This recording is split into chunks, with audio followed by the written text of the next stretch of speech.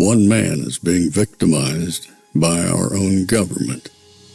One man whom they fear, yet who millions love. One man who is willing to take the poison arrows of lawfare. One man whose voice has been taken away by a corrupt judge operating in a corrupt system. One man who has been ridiculed and insulted. One man who refused to back down. One man who refused to back down. One man who refused to back down. One man who stands between us and them. One man that wants to see America protected again. One man who wants to see America prosper again. One man who understands that a man is a man and a woman is a woman. One man who understands and protects the blessing of life. One man who wants to restore American exceptionalism. One man who once again wants to make America that shining city on a hill for all to see. A place where all the people of the world glowingly set their eyes upon. America. One man who unashamedly wants to make America great again. That one man is Donald Trump.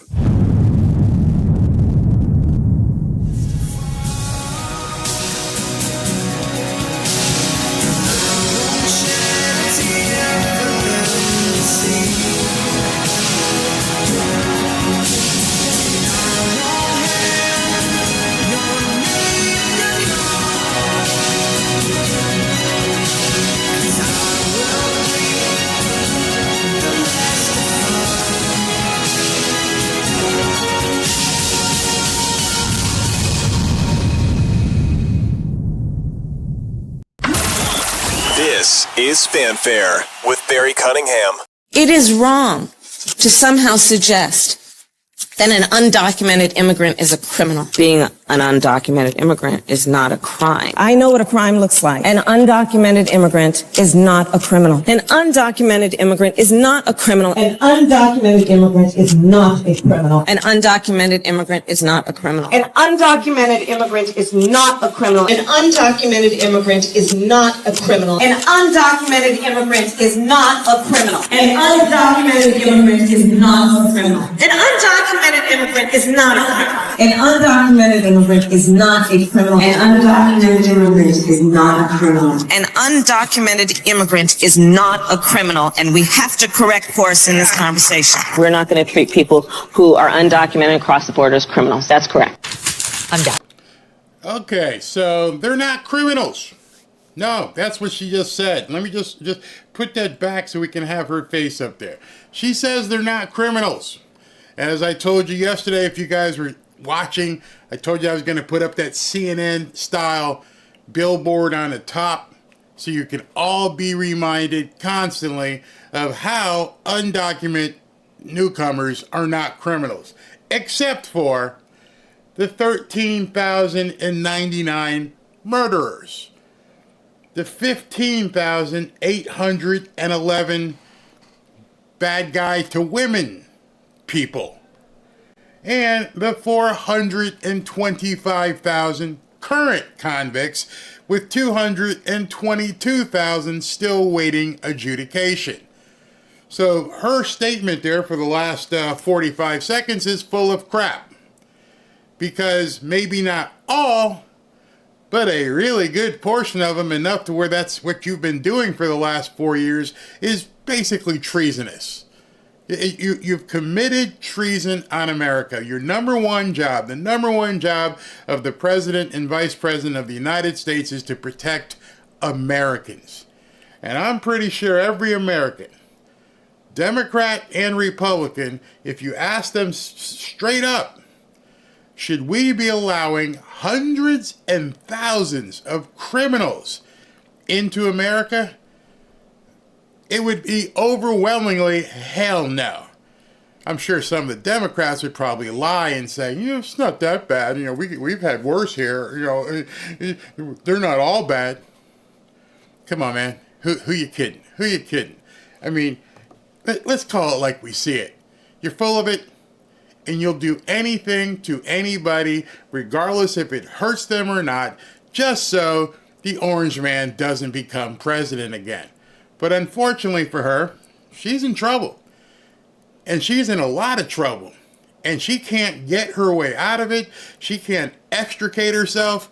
She's mired in this, and none of the media propping up and the propaganda is helping her with this issue. I'm going to show you some things that are going to blow you away, but the reason I'm putting this out here is I'm almost positive that Trump is going to talk about that today at this rally.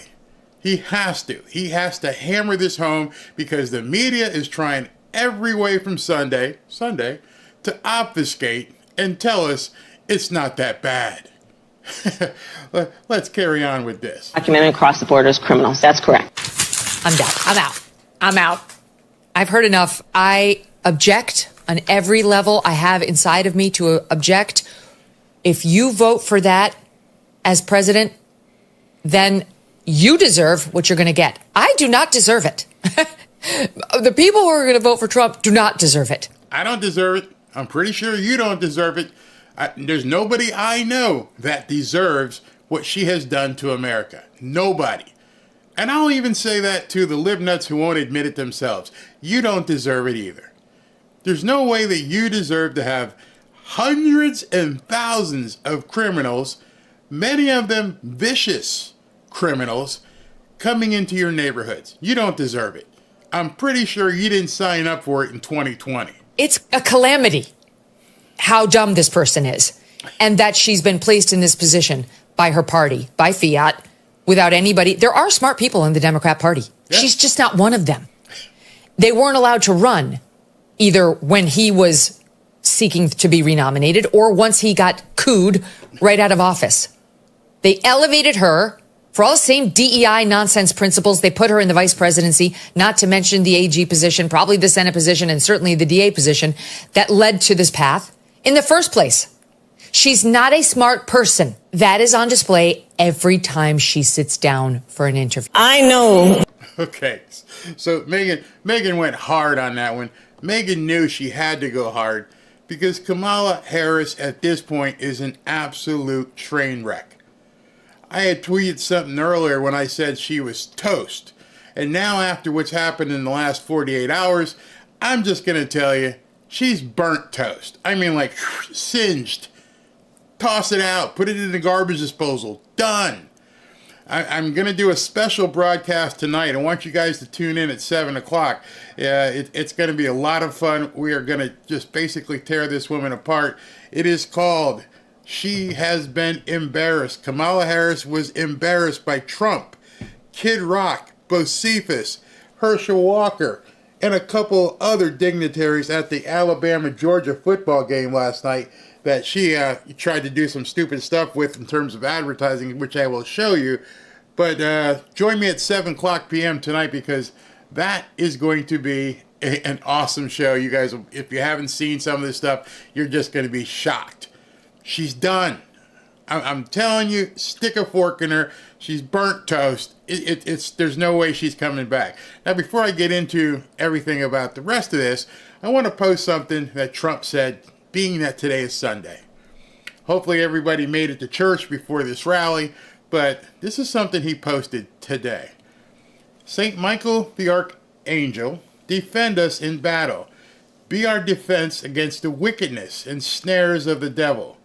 May God rebuke him. We humbly pray, and do thou, O Prince of the heavenly hosts, by the power of God, cast into hell Satan and all of the evil spirits who prowl about the world seeking to ruin of souls. Amen. I'm just going to leave it there. I just want you guys to read that in your own time. Maybe take a minute of contemplation and just think about, this is the man running for president who's been shot at twice, who has Iranian assassination attempts coming after him, assassins. And this is what he posted on a Sunday morning that for everyone to see, for everyone in the world to see. Kind of makes you think, right? Kind of makes you think on this Sunday, wherever you are. Today it's bright and sunny here in South Florida, that there are evil spirits running around right now in America. There's always been evil spirits, but now these evil spirits are wreaking havoc. If you're a praying person, I urge you to pray, because these evil spirits have now surfaced within our own government. They may have been there for quite some time, but now the light's shining, the roaches are running, and we're in big trouble. And I think Donald Trump finally realized it. I don't know what his religious convictions were before July 13th, but it's obvious at this point, this man realizes, I can't do this alone.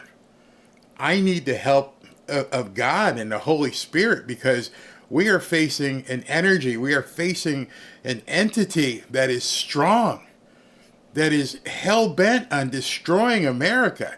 And it's not just one person. It's not just Kamala. It's not just the media. There is a force that is right now working to take down America, to change your very way of life, to hurt your family, to starve your family, to invade our country. If you can't see all of the different things that are happening at one point in our time, then you're not really paying attention. And I'm not going to go into the doomsday stuff, because he's probably going to take care of that at 2 o'clock. I'm sure he's going to bring it up all over again.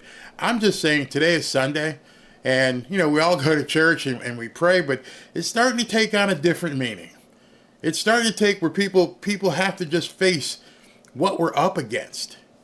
This is purely evil. I mean, pure evil. The importance of safety and security, especially at our border. Who really is Kamala Harris? She's been telling us her entire career. I support our sanctuary law. The illegal immigrant deported multiple times who stands accused of killing Kate Steinle. An undocumented immigrant is not a criminal. Every time. Also have the courage to reject that term illegal alien. Are you aware that there's a perception? Are you aware that there's a perception? That puts ICE in the same category as the KKK. Is that what you're asking me? Abolish ICE. Yeah. Is that a position that you agree with? And we need to probably think about starting from scratch. We're not going to treat people who are undocumented across the border as criminals. I am opposed to any policy that would deny any human being public health, period. Would you be committing to close immigration detention centers? Absolutely, on day one. How come she hasn't applied consequences the last 3.5 years? 10 million illegal encounters, 2 million gotaways, 600% increase in sex trafficking, more terrorists coming across the border, a record number of people off the terrorist watch list, and over 2 million gotaways. So these numbers on the side here, where you see 13,000 murderers and bad guys against women and convicts, those are the ones we know about. The gotaways, we don't even know how many of that 2 million plus gotaways. We don't know how many bad guys were in that number. So this 13,000, 16,000, 425,000 is probably low. It is probably quite conservative in terms of the number of evildoers she has let into this country. a 250,000 Americans dead to fentanyl that comes across the border. Consequences, there ought to be consequences for hood failure. We have a secure border. The border is secure. Sickening new details about the murder of Georgia nursing student Laken Riley. The 22-year-old was beaten to death with a mystery object. We've been to the border. You haven't been to the border.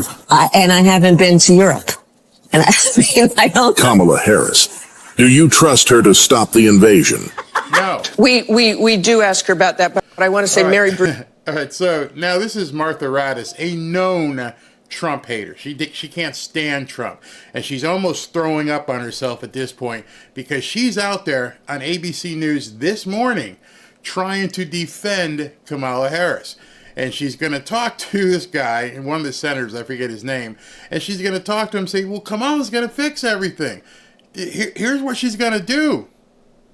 Now, just reported that Harris announced down there on the border several immigration policies she'd pursue as president, barring immigrants who illegally cross the border from re-entering the country for 5 years, enacting stricter criminal penalties for repeat offenders. Do you oppose those policies? No, none of us oppose those policies. We're saying she's full of it. If she was going to do all that, why didn't she already do it? You don't need a bill. You don't need any act of Congress. The president, Dementia Joe, could do it today. They could have done it any time within the last 4 years. And now Martha Raddatz is trying to ask this guy, do you oppose this? I'm like, it's not a matter of opposition. We just don't believe her. I'm going to tell you, do we believe her now? After she's had almost 4 years to solve the border crisis, and all she did was make sure that it was wide open. She never even bothered to go to the border until just this past week. And that's because this is one of the number one issues in the campaign. See, she spent all of her time and basically all of her money talking about Project 2025, and then, of course, the Trump baby removal ban. Those were her top issues. That's what she wanted to talk about. Tomorrow night, big show at 7 o'clock tomorrow night, where I'm going to be talking about, we're going to call it Independence Day. Independence TS, not Independence like 4th of July. I'm going to go through all of the top issues in this election as measured by a number of different pollsters. What are the top issues that Americans care about? I'm going to go through every single one of them from the perspective of an independent. I know how you feel. I know how I feel. We know how the nuts feel, but the independents seem to be on a fence because they're not really sure which candidate is working in their best interest. My wife has a couple of nieces, who asked me. They're in college and they're hearing one side of the story. They want more information. And they've been told so much misinformation that they'd like the truth and they'd want to hear it from me. So I'm going to go through everything for the independents. Independence Day is tomorrow, so tune in. But let's listen to this. Everyone knows that when Donald Trump was in office, the border was sealed. Everyone knows that since Kamala Harris has been in office, the border has been wide open. And it's not just people who are migrants who are trying to come to this country for a better life. It's criminals. It's gang members. Everybody knows that. It's terrorists, people on the terrorist watch list. Martha, this is too little too late. Nobody can believe her because her actions have said something completely different for 4 years. The border. And the border is his issue. Right. The border, you can look. Got to stop there. So she says the border is Trump's issue. No, the border is every American's issue. That's what the people in the media don't understand. They think it's Trump's issue. Trump is the guy who keeps talking about the border. Yeah, because you people think it's fine. You don't even think it's an issue. You think, don't worry about it. That's that guy, that orange man. All he does is worry about the border. Look at those statistics, and yes, right now things are improving, but when you look and you compare those records, that improving compared to what? Is something Donald Trump could really drill down on. Oh, absolutely. They have been nonstop, and that was the whole reason that Vice President Harris went out to the border this past. Did you hear what she just said? Trump's been drilling down on this nonstop, and that's the reason why Kamala Harris went to the border. When you listen to these people, they tell you who they are. She didn't give a crap. The reason she went is because Trump is killing her in the press and in the media and with polls regarding the border. She just said it. Her words, not mine. She did not say Kamala cares about it. She really understands. She really means it. She said the only reason she went is because Trump is killing her. Here, listen to it again yourself. You can hear it right here. Let's go ahead. Say it, honey. Oh, absolutely. They have been nonstop, and that was the whole reason that Vice President Harris went out to the border this. That's the whole reason. When people talk on television and they just spew their stuff, they don't think people are listening to every single word. I listen to every single word so you don't have to. And then I want to point it out to you. And I say to you, did you hear that? Did you catch what she just said? That's the whole reason that Kamala Harris went to the border. No other reason. Not because she cares, not because of safety, nothing else. She went to the border because Trump is winning on that issue. They don't care about you. Hey, nieces, any independents, you hear that? That's from one of their spokesmen. That's the whole reason. It's all a smokescreen. It's all an illusion. It's all the royal scam. You guys are being bamboozled and gaslit, and they're even telling you. Straight up telling you. That's the whole reason. There is nothing else. There is no other reason she went to the border except Trump is kicking her ass with that issue. Right out of her mouth. Past week, because they felt that they needed the optics of her just walking around the border with Border Patrol to show that she's paying attention to it, but also the fact that they need to now counter this message to show, yes, now they need to counter the message. 3.25 of the year, she needs to counter the message. I don't need to fix anything. I just need to get out there so that, you guys stop talking about it. Where am I doing? Oh, is that it? What happened here? Check. What happened to my thing? Why did it stop playing? Okay. We recognize that this is a crisis, and we are trying to address it. Trump, of course, calling her the border czar, kind of attaching the crisis to her in particular because President Biden empowered her to handle it, to take charge of it.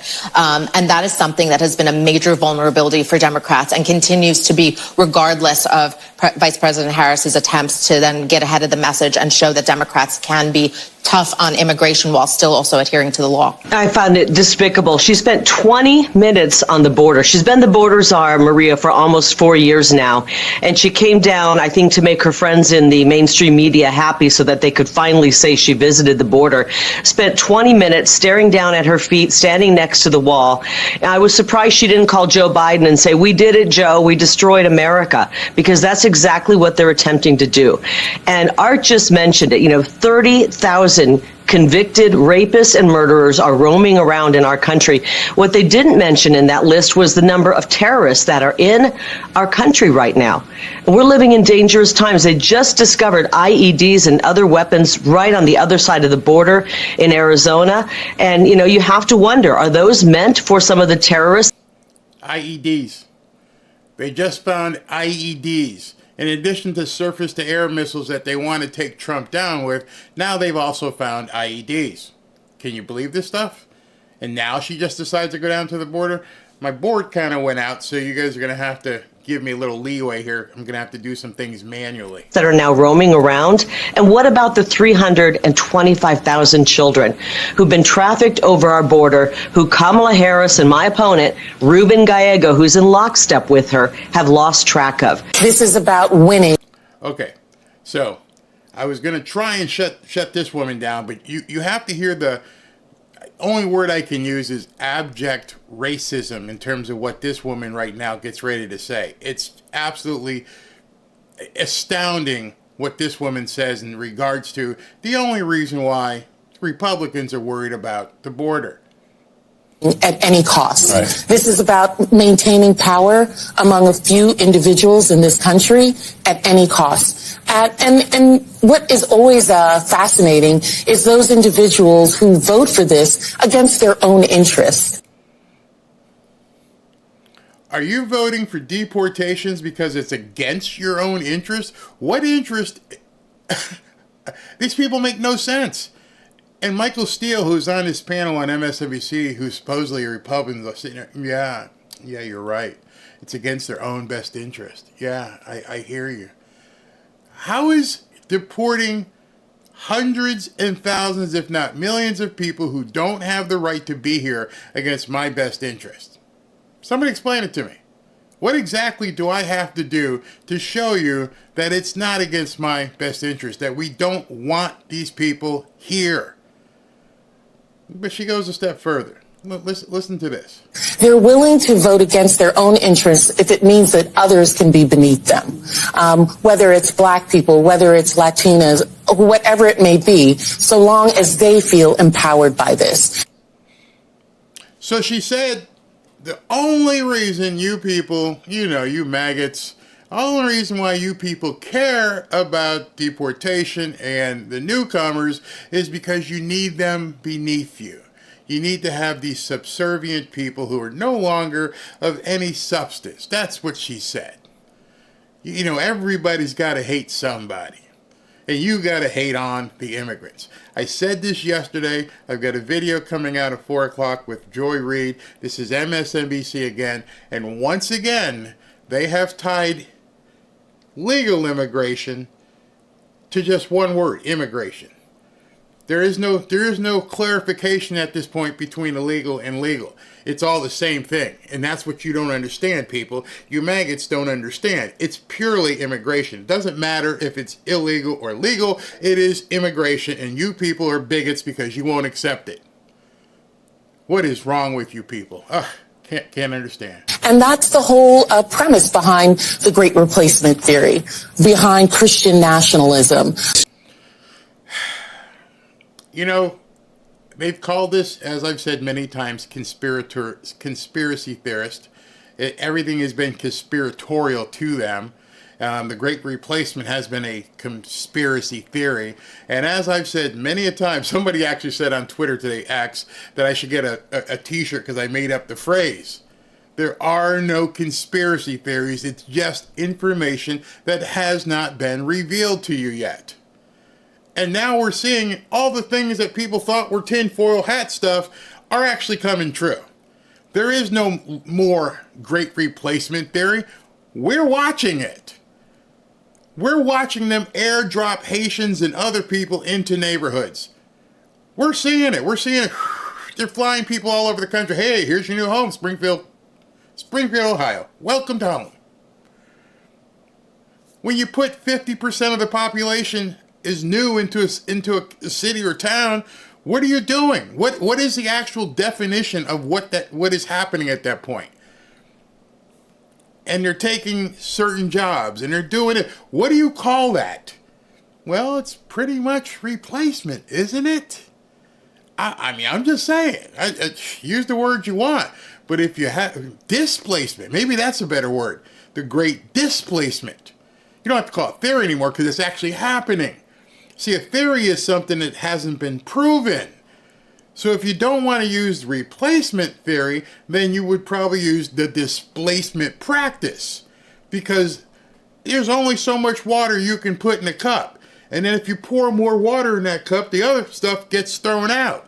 It gets replaced. It gets displaced. So what you are actually doing is no longer a theory, it's in practice. Drives me nuts.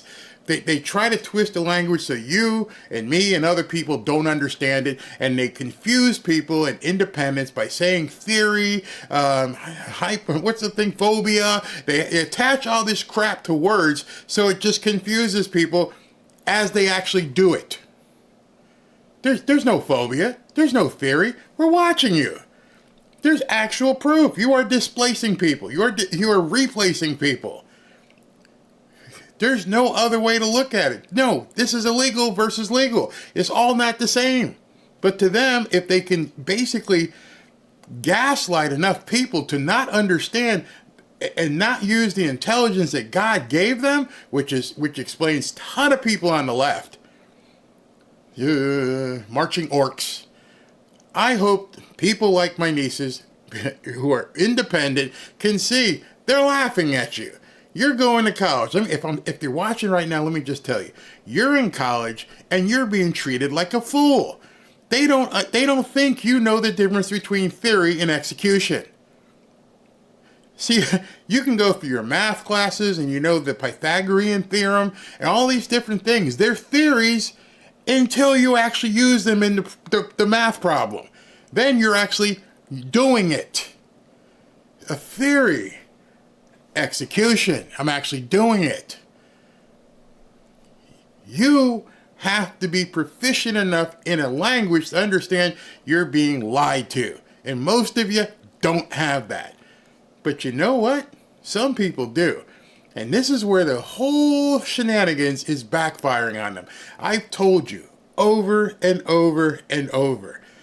This thing is over from a mathematical standpoint. It's been over from a mathematical standpoint. It's only getting worse. I've told you, you can't fix the black vote numbers. They've historically got 80 to 90% of the black vote, and now they're only getting 70 to 75. You can't make up those numbers. There's no more black people. Oh, okay, so we'll just import a bunch of people from another society. We'll try to make them voters, and we'll just keep the other Hispanics happy. Uh-oh. Oh, so much for that. We ask a basic question of Hispanic voters. Which party do you more identify with? 37% now say Republicans, 49% say Democrats. But again, look at how this has shifted in just the last dozen years. In 2012, this was a 41-point advantage for the Democrats. It has come all the way down to 12 points, Kristen, a 29-point drop in terms of that gap. Y'all do math? Seriously, do you do math? Because if you're looking at what he just said, it's a 29% drop. So if they usually get this much and they've lost 30% of that, and this is by MSNBC, Steve Kornacki, numbers guy, how do you make that up? How do you possibly make that up? On which party Hispanics identify with in just 12 years. It is our low. All right, so you just heard him talk. I don't know why my buttons aren't working. I can't worry about it right now. So I'm going to do it old school and just talk to you. 29% drop. Or, conversely, a 29% rise for Donald Trump. He's gained 29 points on this entire Hispanic market. The Latino market. Latina. What do? How is it mathematically feasible that you can even fix this? As we wait for the rally in about, I don't see anything happening yet, but I will as soon as we'll cut to it. Just want you to keep everything I've said in today in perspective. So one thing I want to break with, again, relatives up in Asheville area, finally getting their power back, some of them, some people whose houses have been destroyed. It's a tough time. And I'm going to tell you this right now. Rebuilding in Asheville is going to be a pain in the butt, especially for the commercial buildings, because here it's one of the most liberal cities you had ever seen. Don't know how this little conclave happened, but it's one of the huge liberal cities. And in this liberal city, the commission and government seats are occupied by absolute nuts. And they are going to decide you're going to have so many transformers in your business. You're going to have so many transformers that do this and that. And you're going to have to build this. And you're going to have DI. It's going to be a nightmare. And it's going to even be worse of a nightmare because Dementia Joe and Kamala Harris don't care as much because that's a white, pretty affluent area. And, in the essence of equity, you white people don't count as much. So I hope you can do what you can in the meantime, because she has been on tape telling you come after the black folk.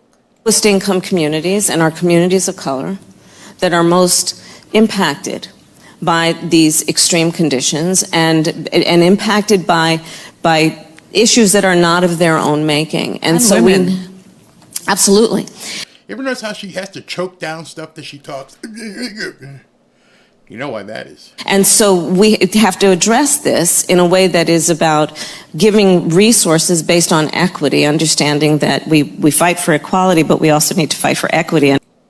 We fight for equality, but we have to give our resources according to equity, meaning you ain't black, you might have to wait for FEMA to get you your checks and different things. Understanding not everyone starts out at the same place. And if we want people to be in an equal place, sometimes we have to take into account those disparities and do that work.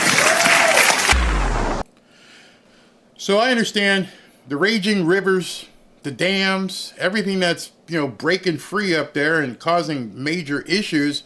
In order for you to get your check and help you out, you might have to stand in line.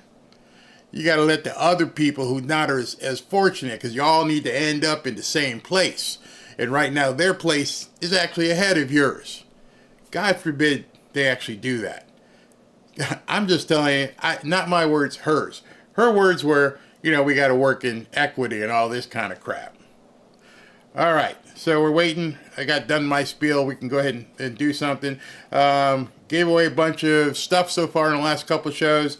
If you want to enter to win a hoodie, there's my beautiful wife. Go ahead over to fanfareshop.org. We'll give away another one at the end of today's rally.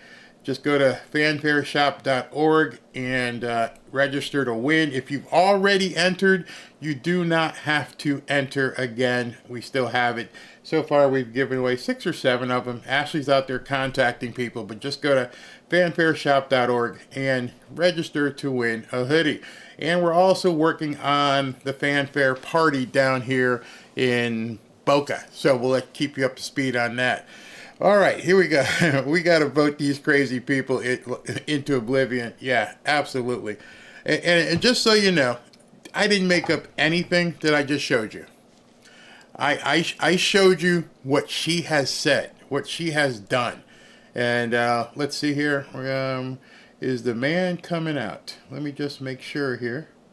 They're showing the stage. He's not walking out yet, so we're good. Yes, she's beautiful. Thank you very much. Oh, it's definitely socialism.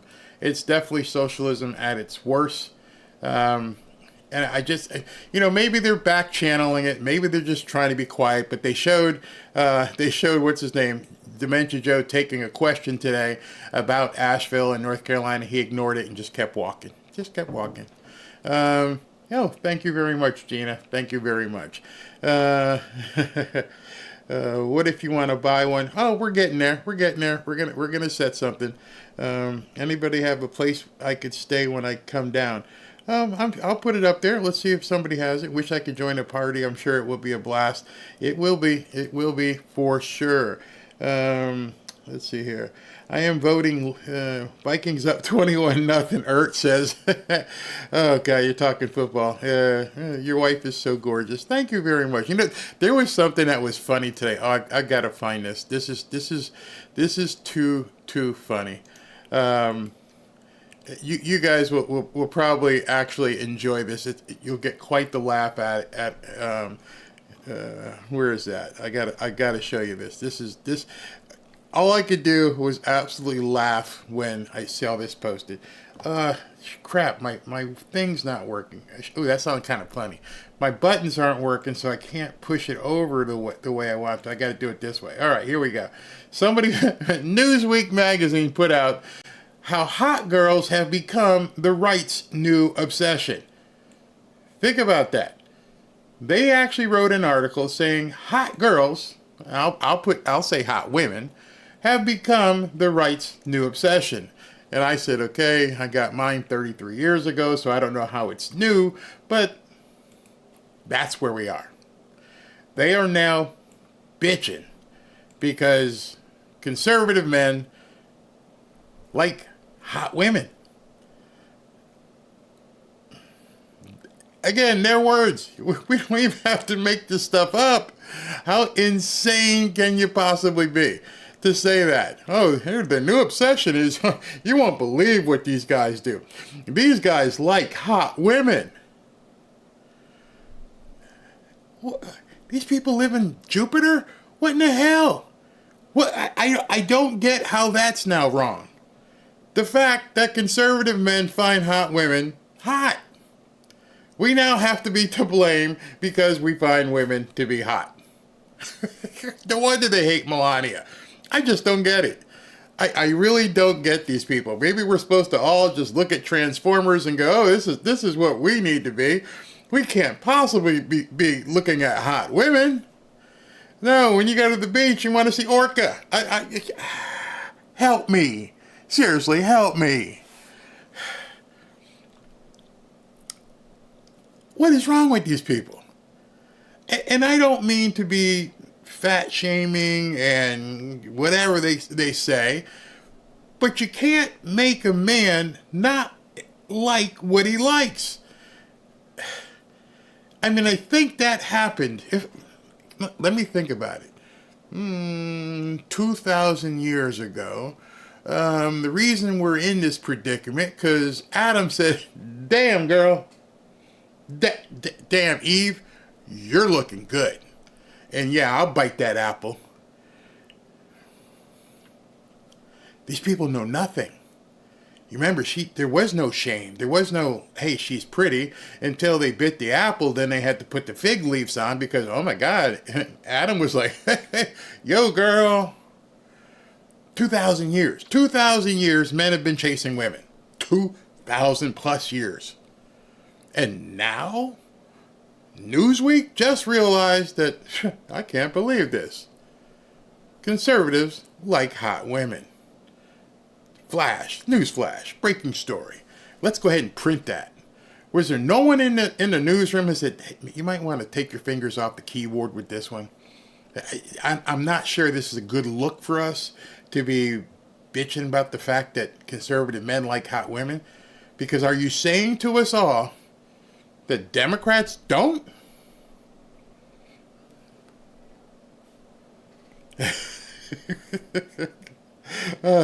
Lefties are losing it. They're jealous of our beautiful First Lady Melania and every other great-looking conservative woman.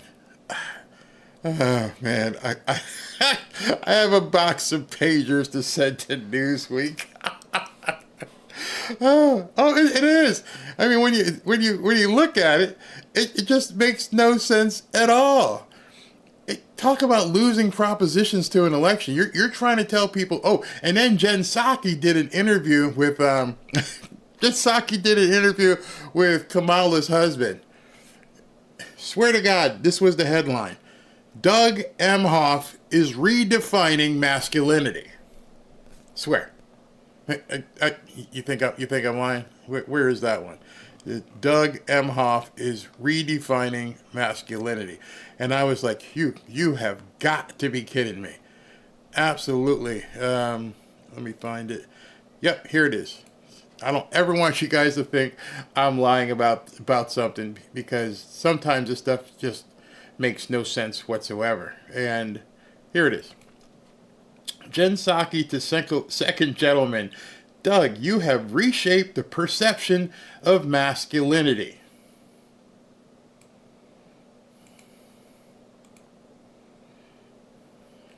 She actually wrote that. And then had an entire interview talking to him and letting him know he's reshaped the image of masculinity. It's so fantastic. No more of these real men. You are it, Doug. You don't really get it. You mean so much to women at this point that this is what they expect from masculinity. Yeah, second gentleman. Oh, God. We only want real men, Belinda says. Good afternoon. Jen Psaki obviously isn't a conservative. Oh, God. She ain't it. Not much to look at. She's a joke. Maybe their ceiling is a lot lower. I don't know. Maybe something's wrong. Where they're looking at this guy and said he's redefining masculinity. I'll tell you what. I understand Jen Psaki is married. Dude, if your wife is looking at Doug Emhoff and how he acts around Kamala, and she's telling him you have redefined masculinity, you might want to go see a lawyer, because she might be doing something on the side. Because, damn, that's all I'm going to say. I'm not going to convict her of anything. I don't know. I'm just saying, if that's masculine to her, she might be looking to change teams. You might be able to use that entire interview in your defense when the trial starts. But if my wife said that was masculinity, if any woman I knew said that Tim Waltz is just the epitome of masculinity, yeah.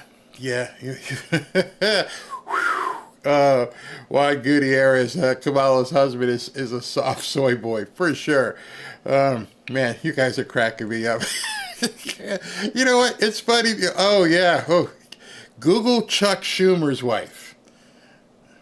Again, I'm not shaming anybody, but if they're saying conservative men liking hot women is now the new headline that's somehow bad for us. Yeah, you Google Chuck Schumer's wife, you're going to find out something.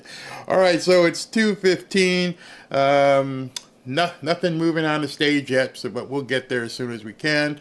Peppermint Patty, absolutely. And I showed you the white dudes from Harris thing. It's crazy. All right, so we're talking about the debate, and the debate. Somebody wrote, "What do I tell my girlfriend?" Oh, well, if your girlfriend is hot, don't you wish your girlfriend was hot like me? I don't know why I just said that. I apologize. I apologize. I don't want your girlfriend to be hot like me. Please, no. Somebody said, oh, so that was too fast. Oh, my goodness. I'll get in trouble if I put that. Remember the song Lola? Where is that? Oh, gosh. If you guys don't remember the song by the Kinks, Lola.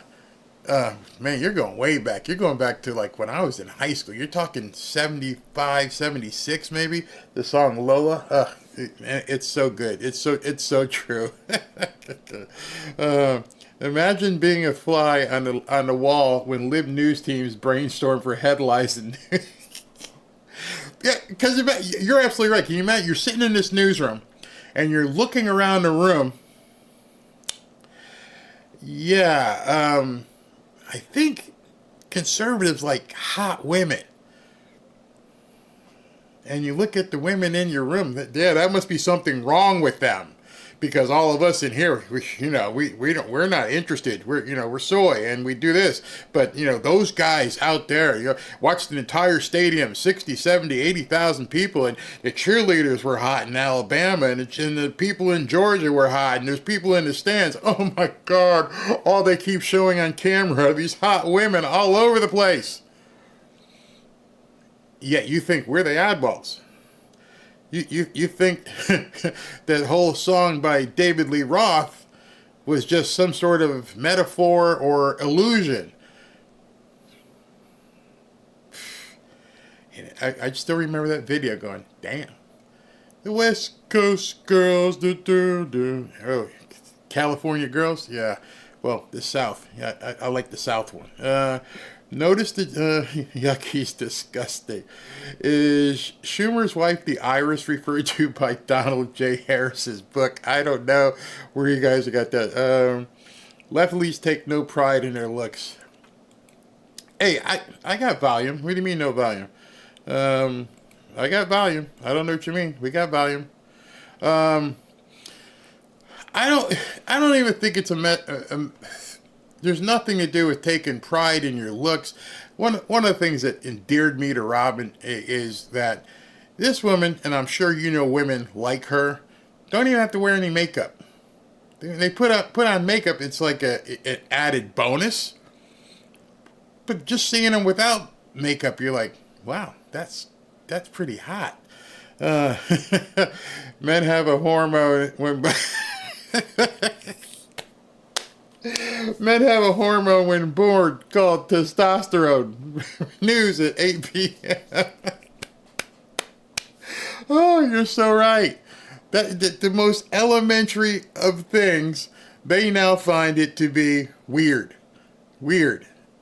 And those of you just coming in maybe need to rewind and just see what we're talking about. But Newsweek posted a... let me just put that up again, because that's just too much. Do I still have it? Well, anyway, Newsweek posted something that said conservative men have a thing. They're all hung up on hot women. All right, so I don't want to offend anybody, so let's just go. Sam Elliott, yeah, but he went and turned completely woke. Sorry, lefties, but I was born. Yeah, aren't they the ones who always say that? I was born this way. Well, if you're born hot, then you're hot. That's what God wanted you to be. And then, of course, men find you attractive. That's not a sin. There is no sin in that. And somebody wrote in a tweet here, very interesting. Are they laying the groundwork for something? By saying that having a interest in a hot woman is a bad thing. Don't know. I'm seeing Secret Service taking their position in front of the stage, so we may be pretty good. Women who look like the girls. What's that? I got to be careful. I can't post that. Walsh's wife is mini-me Hillary. I don't know if you heard what Hillary said. Hillary said that using the word deplorable was not only is she not sorry about it, but she thinks it's too kind of a word now. So they've taken off all vestiges of trying to be nice. So I understand why we need to be nice. I just don't get it. You can call us every name in the world. You can tell us we're weird because we like hot women. You can tell us that, Trump's an orange man and he's bad and we're crazy and nuts and Hitlerian and everything else. But you're mad when we get upset. Because right now we're upset. Maybe that's what they're worried about. You pushed the bear, you poked him a little bit too much. And now you're seeing, and especially if you heard his speech yesterday, the bear got pissed off. And the bear is bringing it. And he's not taking your crap anymore. And I think 100 million of his supporters, we ain't taking it anymore. We don't care what you think. At this point, we know most of you are never coming back. You're done. You're so far gone, you're calling hot women bad and men liking hot women bad. If that's the case, screw you at this point, right? I mean, seriously, what are we supposed to do? Just bend over backwards? Ain't gonna happen. At least we know what hot women are. Conservative women don't have to become trans. It's not even in their mindset. I mean, I don't know if you guys have ever seen. Maybe you should Google this.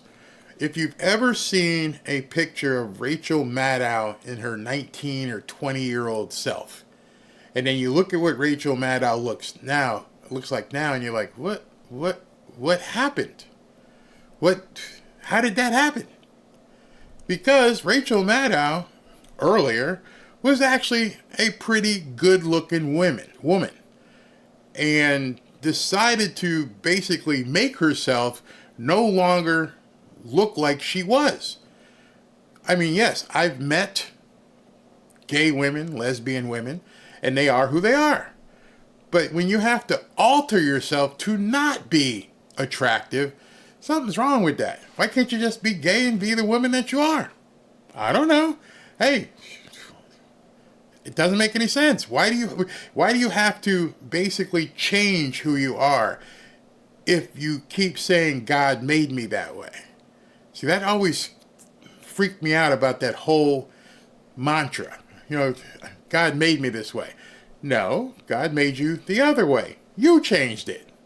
So it's not about being who I am. That's how I am. It's not about that, right? You can't have it both ways. So we're seeing some movement, seeing lots of Secret Service, and so we are seeing the man.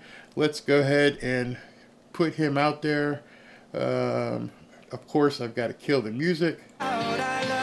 All right, killing the music. As soon as he gets on stage, we will go to him as soon as he begins talking. Let me go ahead and check my other feed here pretty quick. Make sure we're good there. I like my other feed better too. And okay, looks like both of the feeds are kind of cloudy looking, but I still like this feed much better. All right, he's walking across the stage. Don't really know where he is. Here he comes. There's the man. There's the man right there. Like I said, I bet you he's still going to come with a hard immigration stance today. What you're seeing on the screen, I've got two feeds working. It looks like he doesn't have the best camera people there today. I'm seeing some stuttering, but we will do the best we can to make sure that this thing comes across accordingly. And we'll be checking the volume as soon as the music's done.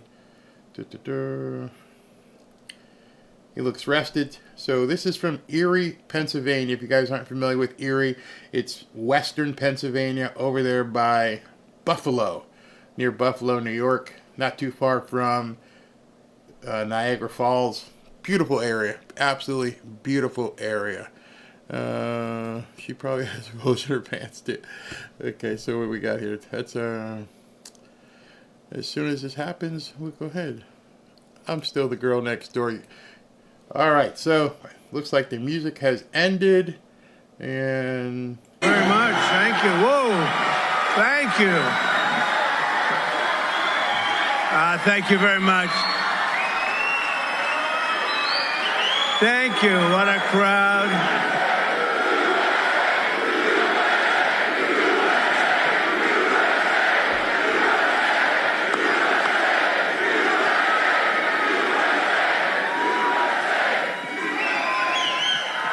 Well, I want to thank everybody. There has never been spirit. You know, we did great, as you know, in 2016. We did much better in 2020. Bad things happened there. But there's never been... Let me know how the sound is, everybody. Let me know how this sounds. Special. And I want to say hello, Pennsylvania. I'm thrilled to be back in this beautiful Commonwealth with thousands of proud, hardworking American patriots. Before we begin, I'd like to send my love and prayers to the families of those who have died, a lot of death, and all of those who are displaced and suffering in the wake of the hurricane's destruction in the South, especially in Florida, Georgia, Alabama, Tennessee, and in particular, Western North Carolina took a tremendous hit. It's been absolutely devastated, and God be with you all. It's been a rough one. That was a big monster hurricane, and hit a lot harder than anyone even thought possible. So we want to just extend our best wishes to everybody, right?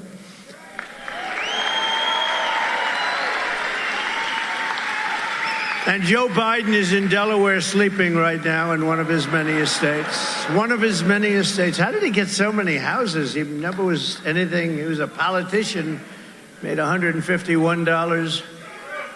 What the hell was it all about? And that's why Lion Kamala Harris in San Francisco, a city that she has totally destroyed, that's where she is right now at a fundraiser. I don't know why fundraiser. They send her, they get so much money. You know who give, a lot of people send money. I won't tell you who, but people that you would not like very much. I could give you the names. I think I will release the names.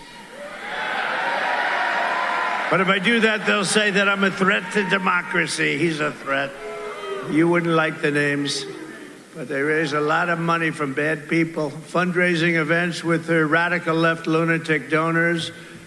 When big parts of our country have been devastated by that massive hurricane and is underwater with many, many people dead, she ought to be here. She ought to be down in the area where she should be. That's what she's getting paid for, right? That's what she's getting paid for.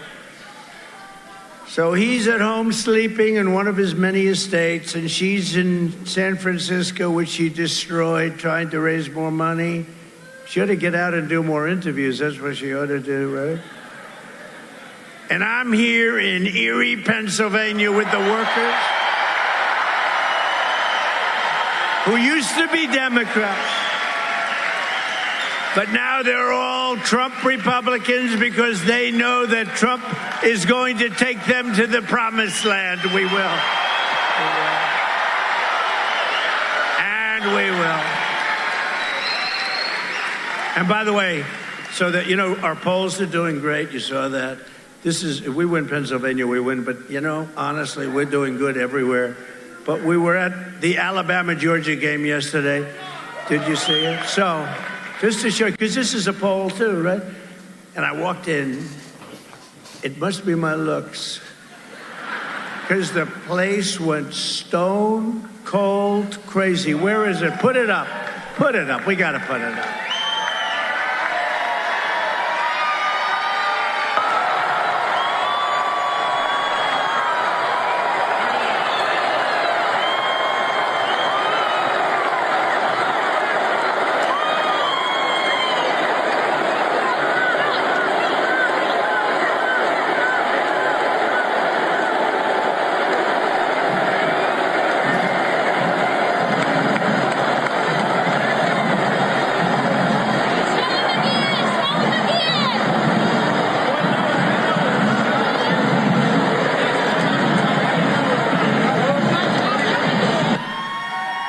I'll be showing that at 7 p.m. tonight, so make sure you come back for 7 o'clock as we talk about that. It's a great game. Alabama got off to a really big start. You would have said it was over, and then Georgia came back. What a great game that was. Great players, a lot of future NFL players in that group, but it was really great. But the level of love and enthusiasm, and, you know, Tim Walsh, you know who he is, right?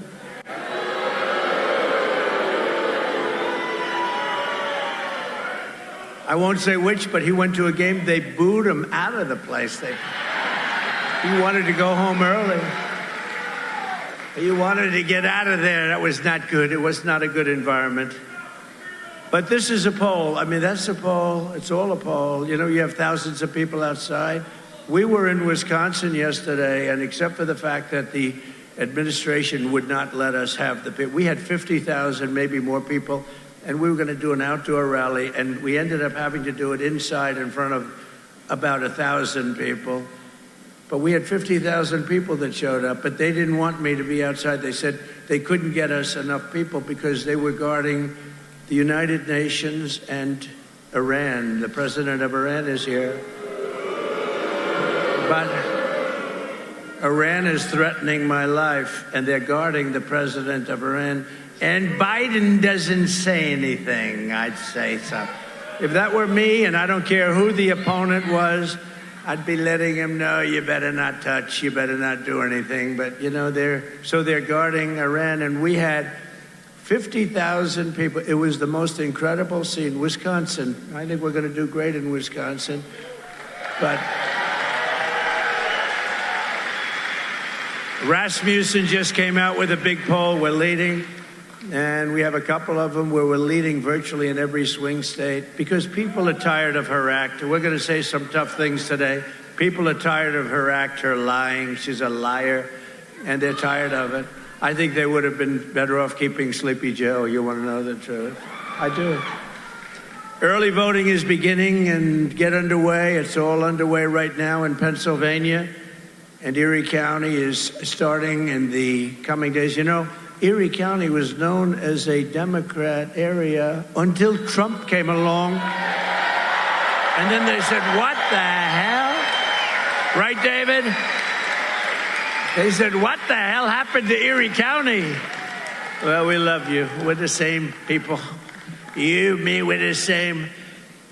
We need each and every one of you to make a plan to vote early and vote absentee, do whatever you want. The main thing is you got to get out and you got to vote. I really believe that if you look at this date and look at what's happening to our country, I think November 5th will be the most important day potentially in the history of our country because our country is going bad. It's going bad. We have stupid people running it. We also need you to find as many other new voters as you can, so go get them. We have some voters, they're for us, but they never voted. And they're going to want to vote. Just a little bit prodding, they'll come out and they'll vote. Our entire nation is counting on the people of the Commonwealth, and I know you will not let us down. You're not going to let us down. We're going to have a tremendous vote. We're leading by a lot in Pennsylvania.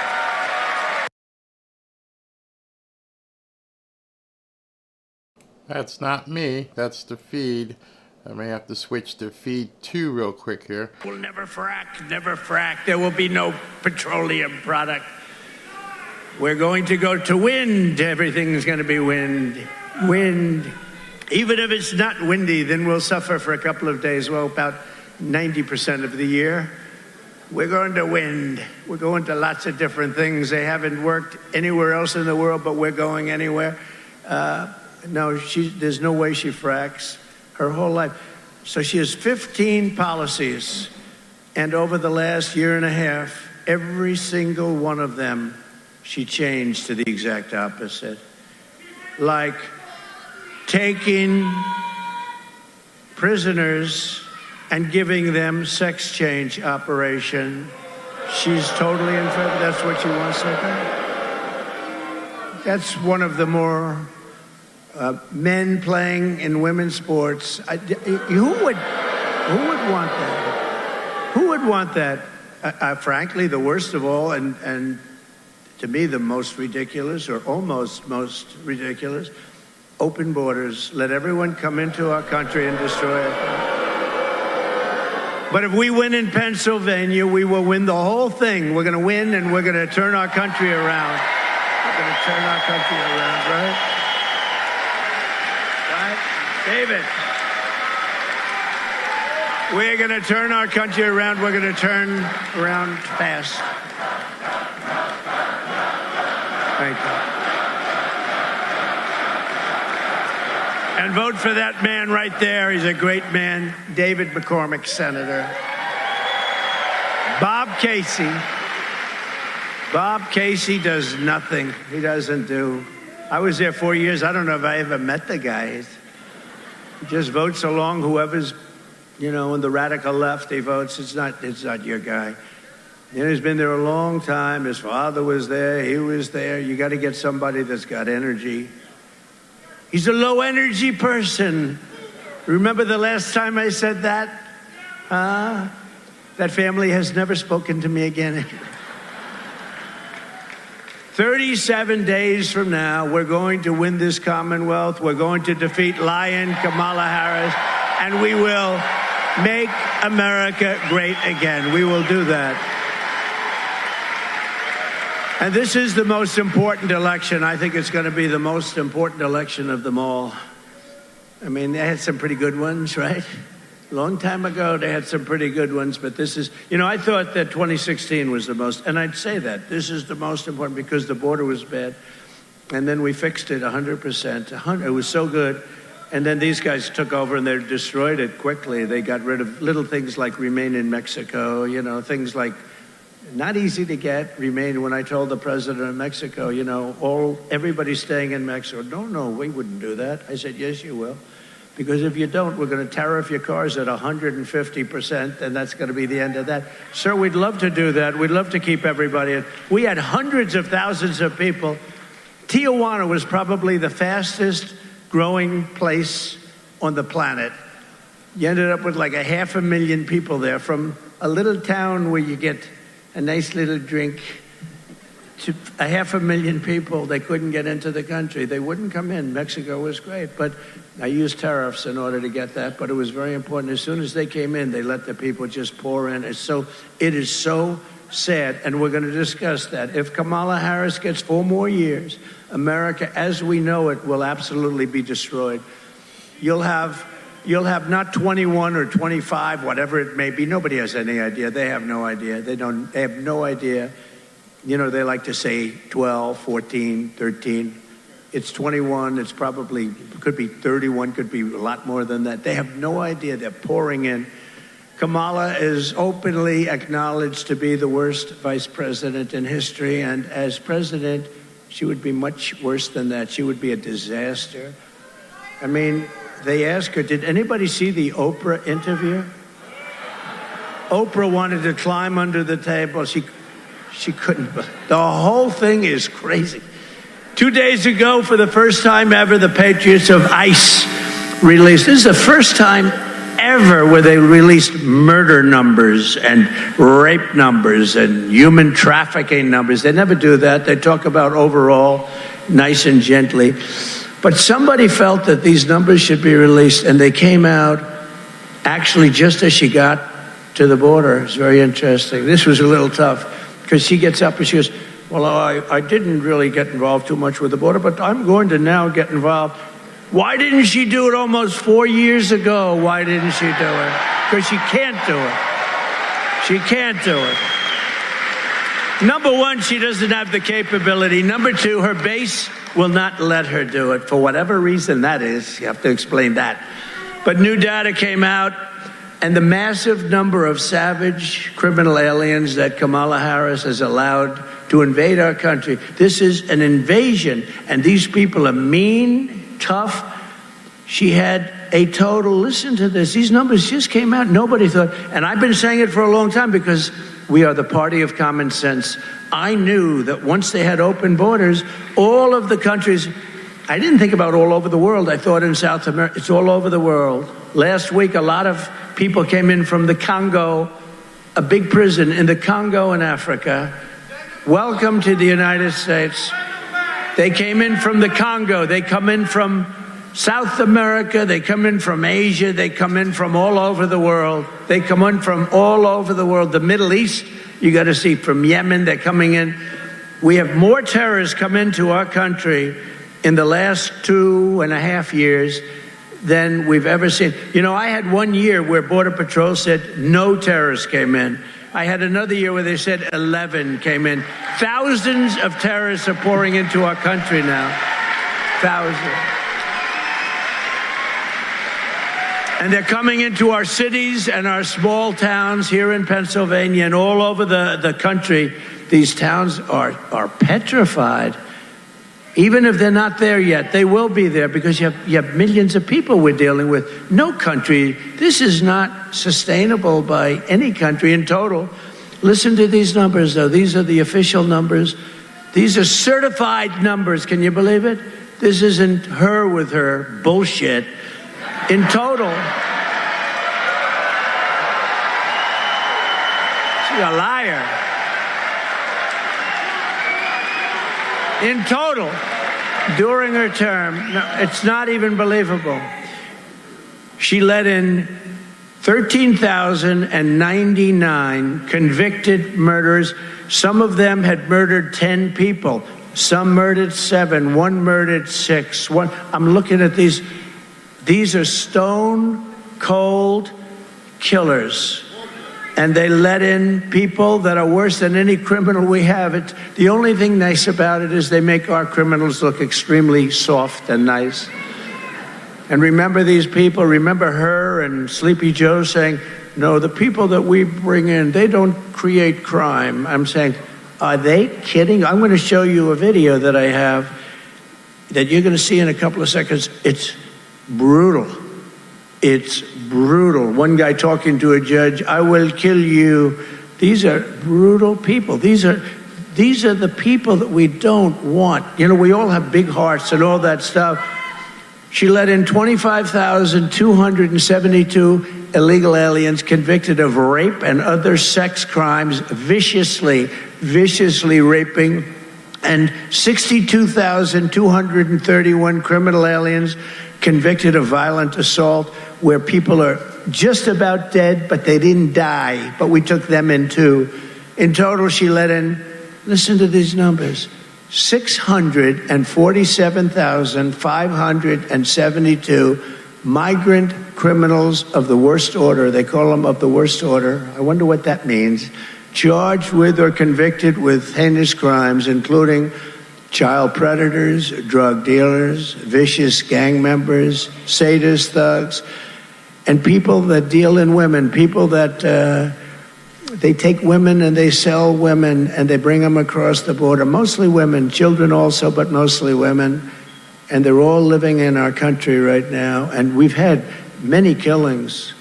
Rachel Morin, so many people have died, but wait till you see what's going to happen. Oh, and if I don't get in, it's going to be the worst thing that this country has ever suffered, because they won't do a damn thing about it. And the number of 21 or 25 or whatever million it is, you'll have 150, 200 million coming. You will have, this country will no longer be recognizable. It's already close to that, and we're going to get it taken care of. And I just say this.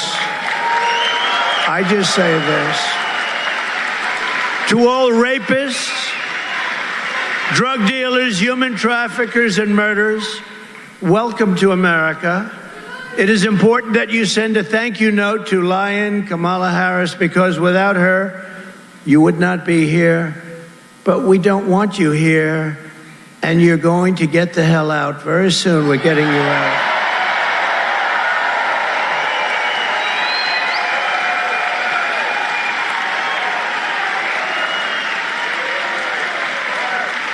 When just one convicted murderer escapes from prison in real life, right? We have one person will escape who's not nearly as bad as the people we're letting in. He's like a perfect person compared to the people we're letting in. You'll see that in a second.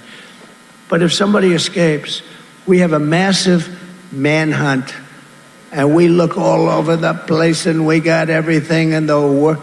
And we have 13,099 that just came in. We have massive manhunts. It's all over the place, and they capture them. But now we have 13,099.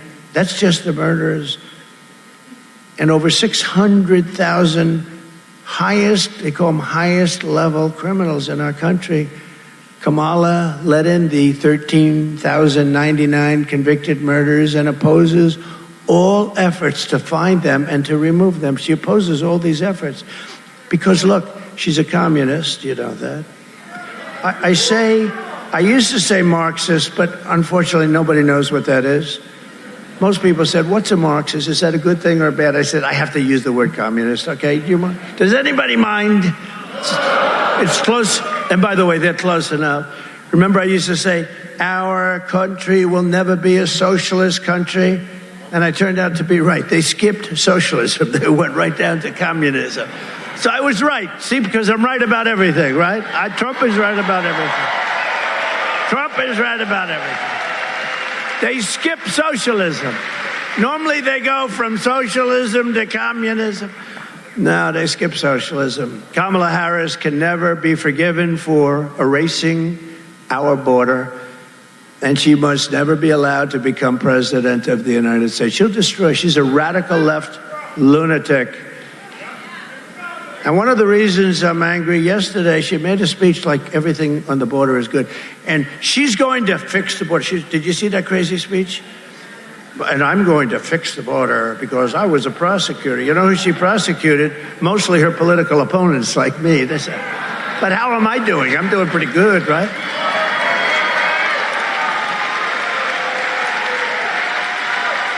She actually had a terrible record as a prosecutor. And you know who she went after more than anybody? African Americans. They hate her. They hate her. And she destroyed San Francisco. But what she's done is a total disqualifier. She should be disqualified.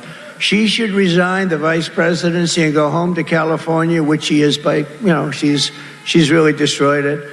But she should go home in disgrace. What Kamala has done with illegal migrants is the biggest crime story of our time, because hundreds of thousands of people are going to be victims very shortly. It's happening. We had many of them yesterday. We had this incredible event. We had many of the parents of victims at the event. We had one or two that spoke. It's impossible almost for them. Their lives are destroyed, just so you understand. Their daughters were killed. Their lives are destroyed. Their sons are killed.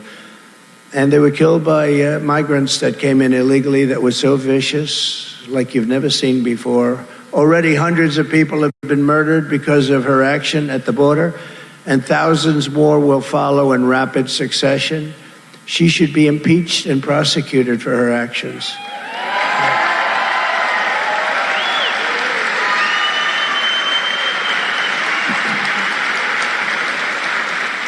And these killers are stone cold monsters and have so little heart. They have no heart.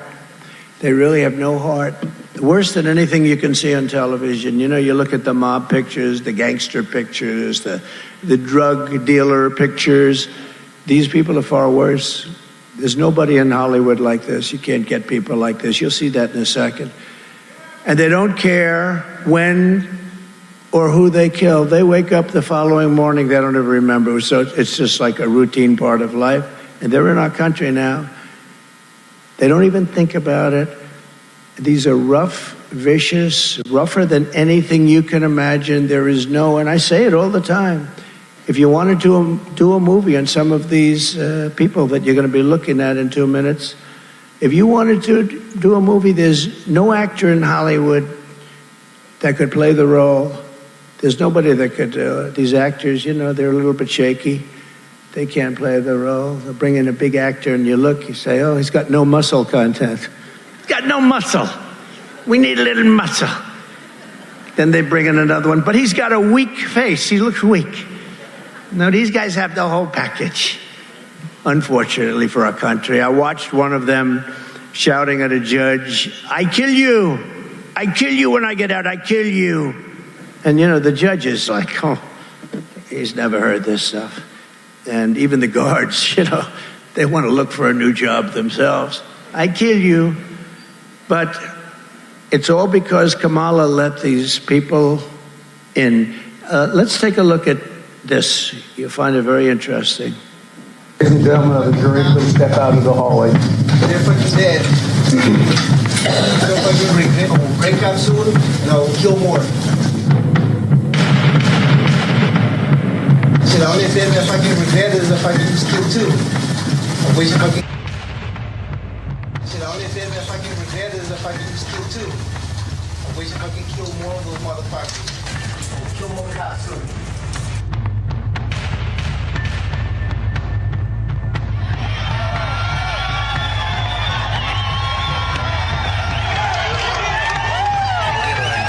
Pedir un perdón. He says he wants to apply for pardon for the felony he committed. Attempt of murder.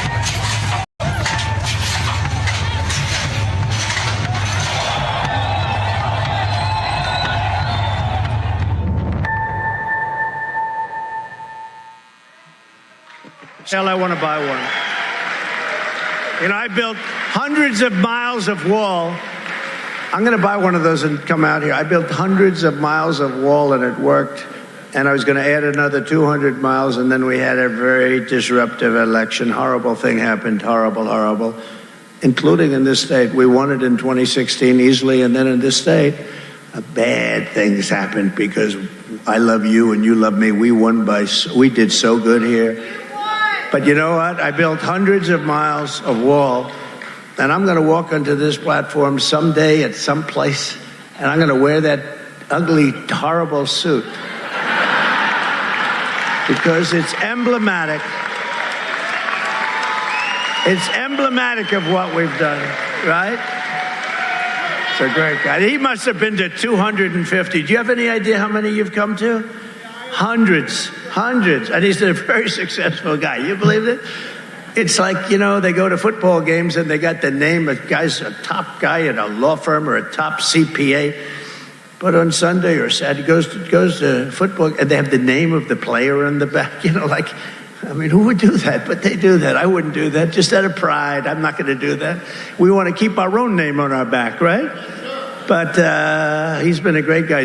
I'll bet he's gone to 250 rallies. You may have the record, right? We have the ladies from North Carolina. We have the front row Joes. Where's the front row Joe? Look at this. Look at these guys. Look at these front row Joes. But we have a great time with a horrible subject. Think how it will be when we fix it. We will really have a great time because we're going to fix it and we're going to fix it.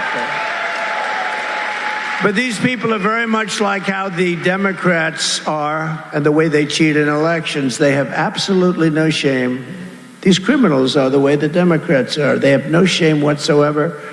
They cheat, and it's almost like routine for them. It doesn't bother them at all. Kamala Harris lies about everything, and that's why they call her Lying Kamala. Lyin'. Lying. She's a liar. She lies about everything. She makes up stories about me. But yesterday, really, she said I ripped babies out of a crib. Donald Trump I ripped babies. I said, where did she get that one? Every day it's a new story. Now, if I'm a person, that's not really into knowing who Trump is, I would say he's a terrible guy. He rips babies out of a crib. Remember when they blamed me for building cages to put kids in? And then somebody from Border Patrol said, I'm sorry, that was 2 years before President Trump came into office. That was done by Barack Hussein Obama, right? That was Barack Hussein Obama. Remember that? I went through 2 weeks of hell, and then finally somebody spoke up and I said, I never built those things, and then it was Obama that built them. So it took a little time. Did I get an apology from the fake news? Oh, that's a lot of fake news. Did I get an apology from the fake news? No. Did I get an apology from 60 Minutes when I said that the laptop from hell had nothing to do with Russia. It was done by Hunter. Did I get an apology from 60 Minutes? No. Remember that? She was fighting me. This was from Russia. I said, this was not from Russia. I won't tell you what the pictures were. They were not good. They never got into the real pictures, did they? Huh? If it was me, they would have gotten into the real pictures real fast. They didn't get into those pictures. She makes up stories about everything, including herself. Like, you know, it's so nice. I always get criticized because they agree that I'm true, but why would I bring it up so much? Because it's so simple. It's not a horrible plot. It's not a complex thing that people get bored with, Uncle Sam. It's just basic. She said she worked so hard, she sweated over French fries at McDonald's, and she never worked there. It turned out to be a lie. And the fake news doesn't want to talk about it. Although I heard a major newspaper is doing a big story on it, it's a lie. It's a total lie. She never worked at McDonald's, but she lies about everything. And we can't let her get into office. And that's why I'm a little bit rougher than I would normally be. You know, we started off with crooked Joe Biden, and they kept him in the basement. They got lucky because of the horrible COVID situation. We did an amazing job with COVID. I got credit for the economy. I got credit for the military. We took out ISIS. We rebuilt them. I got a lot of credit. Space Force. Never got credit. And what we did was amazing. Nobody knew what it was. What we did was amazing. With all of the things that we did were amazing, actually. But you know, when he came in, and then he comes along and he stops. And all of a sudden you realize, and now we got him as a president, and the wall stopped, and everything stopped, and people started coming in. Oh, is my favorite of all time, my favorite graph, in fact, my favorite document of all time, and I have some good ones. There is never a document like this. Do you have? They don't even know I'm going to be asking for this. This reminds me, oh, they're unbelievable. No, they didn't even know. That's my favorite document. That document saved my life. Immigration saved my life. Without that document, I would not be. Without that document, I would not be here. Without that document, I wouldn't be talking to you.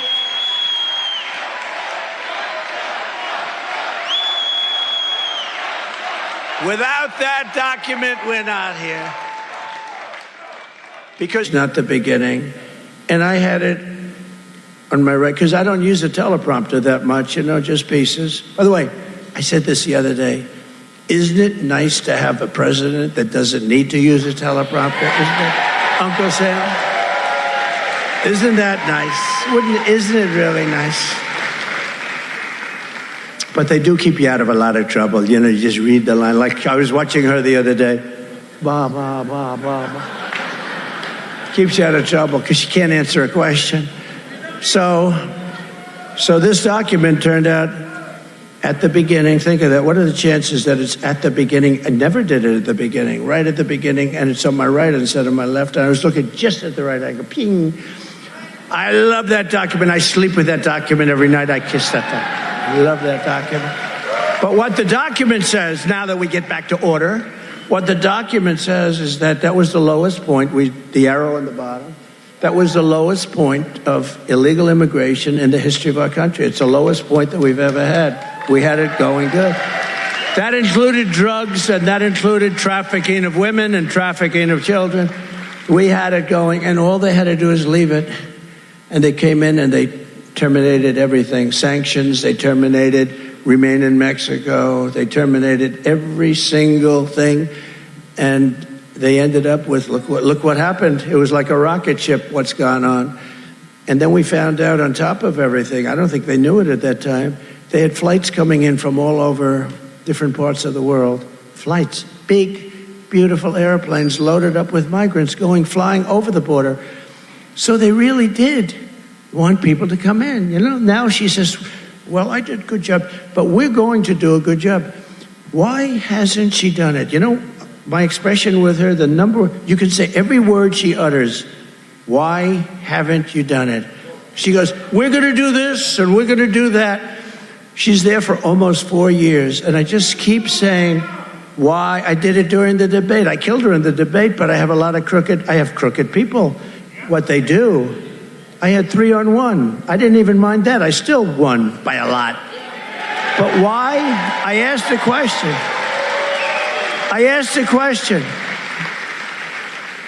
And David Muir, how about him?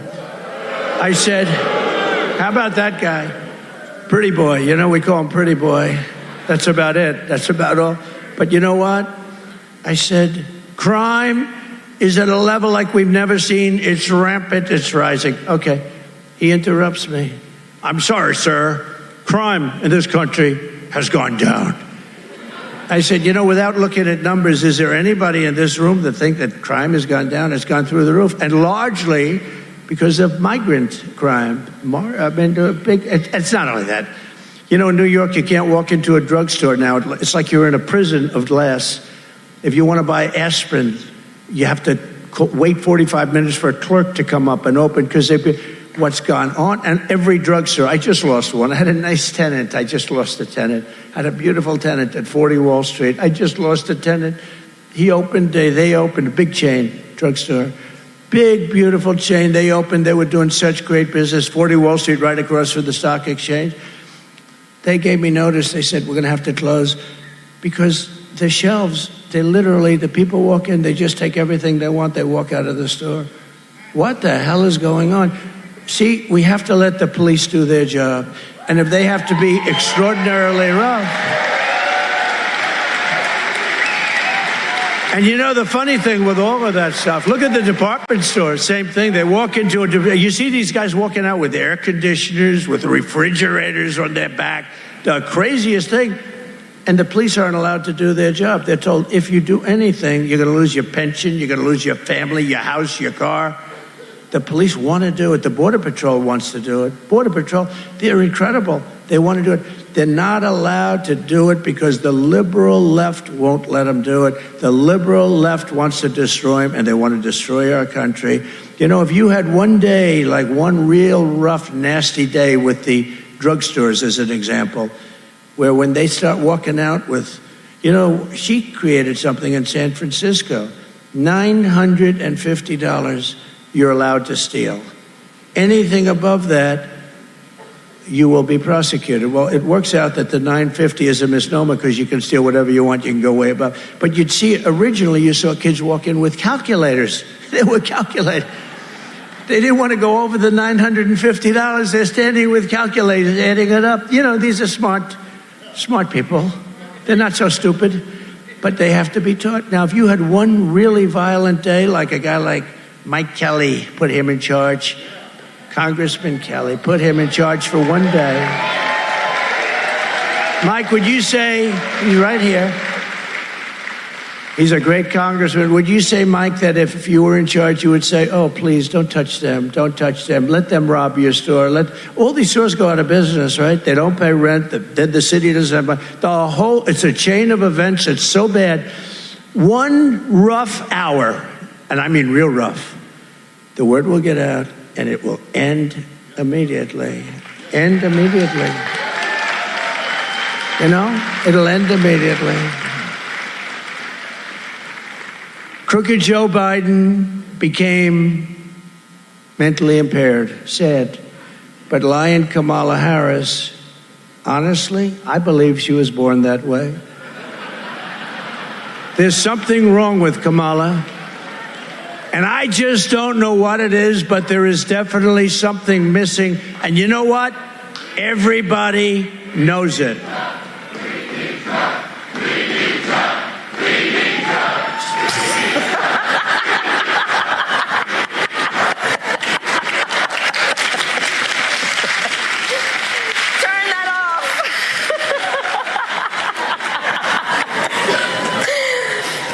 I know the importance.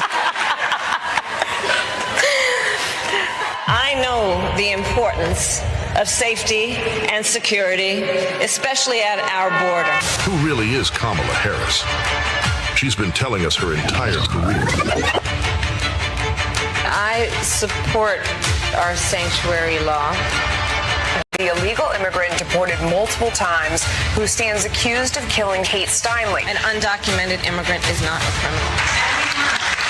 Also have the courage to reject that term illegal alien. Are you aware that there's a perception?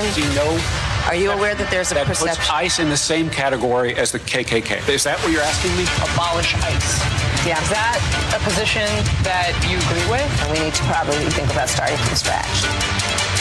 We're not going to treat people who are undocumented across the border as criminals. I am opposed to any policy that would deny any human being public health, period. Would you be committing to close immigration detention centers? Absolutely, on day one. How come she hasn't applied consequences the last 3.5 years? 10 million illegal encounters, 2 million gotaways, 600% increase in sex trafficking, more terrorists come across the border, a record number of people off the terrorist watch list, and over 250,000 Americans dead to fentanyl that comes across the border. Consequences, there ought to be consequences for her failure. We have a secure border. The border is secure. Sickening new details about the murder of Georgia nursing student Laken Riley. The 22-year-old was beaten to death with a mystery object. We've been to the border. You haven't been to the border. And I haven't been to Europe. And I don't. Kamala Harris. Do you trust her to stop the invasion?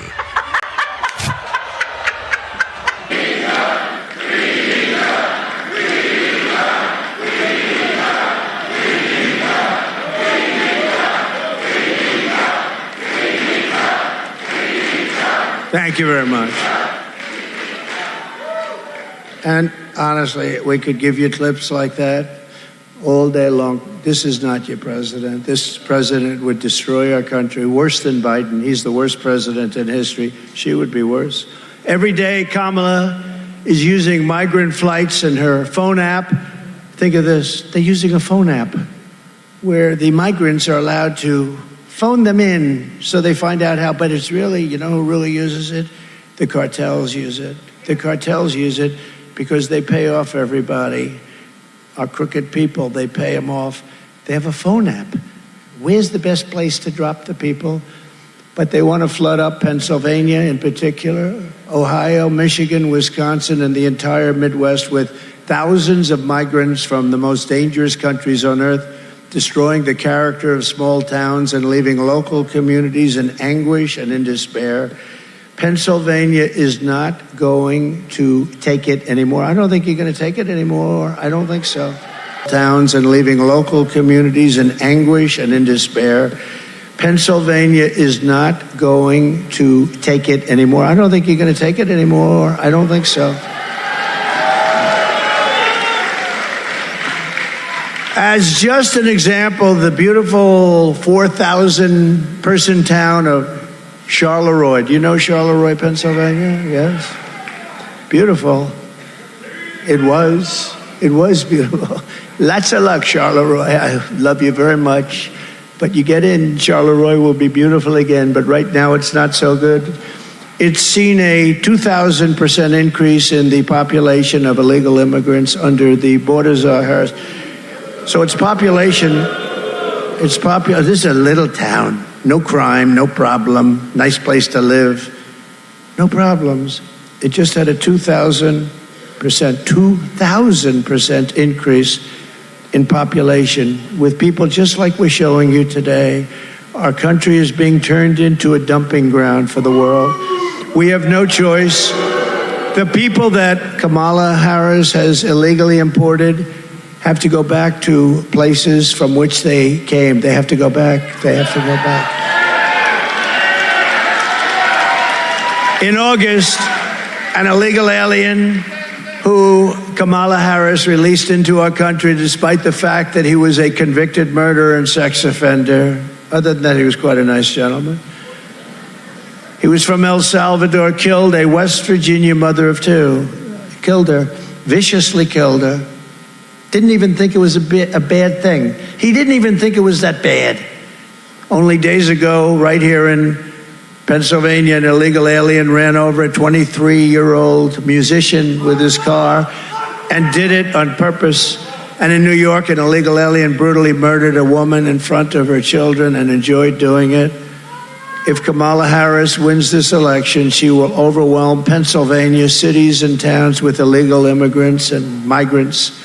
And Pennsylvania will never, ever be the same. I went to school here. I love this place. I know it. It's so different what's happening to your beautiful place. No, I went to school here, and I loved it. I always loved it. But what's happening is so different. Kamala is so radical, she even wants to legalize fentanyl. She wants fentanyl coming when one little drop can destroy you, which is pouring across our borders at record levels, at levels that you've never seen before. Fentanyl, how many people? I mean, everybody I know, they have family members that are dying, mostly children. And many of them not even looking for drugs. They have something else where it's something that and it's laced with fentanyl, and they end up dying a vicious death, by the way.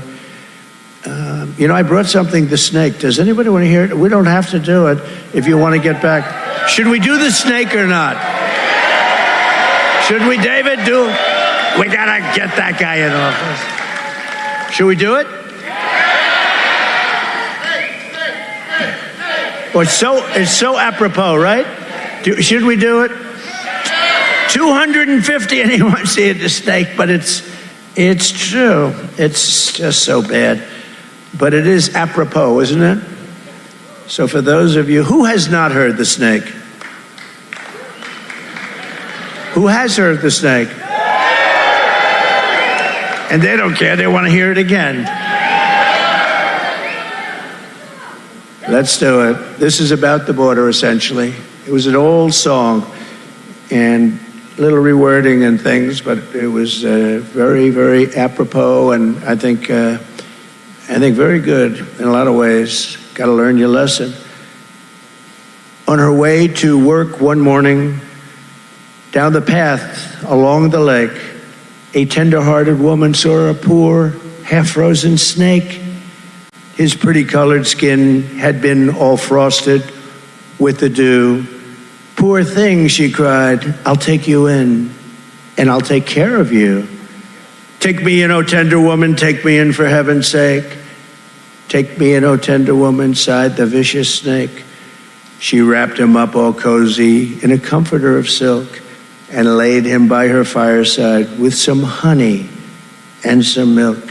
She hurried home from work that night, and soon as she arrived, she found the pretty snake she'd taken in had been revived. Take me in, O tender woman, take me in for heaven's sake. Take me in, O tender woman, sighed the vicious snake. She touched him to her bosom. You're so beautiful, she cried. But if I hadn't brought you in by now, you truly would have died. She stroked his pretty skin again and kissed and held him tight. But instead of saying, thank you, ma'am, the snake gave her a vicious bite. Take me in, O tender woman, take me in for heaven's sake. Take me in, O tender woman, sighed the vicious snake. I saved you, cried the woman, and you've bitten me, but why? You know your bite is poisonous, and now I'm going to die. Shut up, silly woman, said the reptile with a grin. You knew damn well I was a snake before you took me in. That's what's happening on our border. That's what's happening on our border. I mean, we can get a PhD in whatever it is from the best school in the world. It's not going to be more accurate than that. When you look at that guy up there talking to the judge, I kill you, I kill you, I kill you. Oh, he wanted to kill him. He will. If he gets out, he'll kill him 100%. But you have to know, but this is what we're bringing into our beautiful country, our beautiful USA. This is what we're bringing. But we're bringing them in at levels that nobody's ever seen, and we're doing it by stupid people like Kamala. She's a stupid person. Stupid person. I don't care.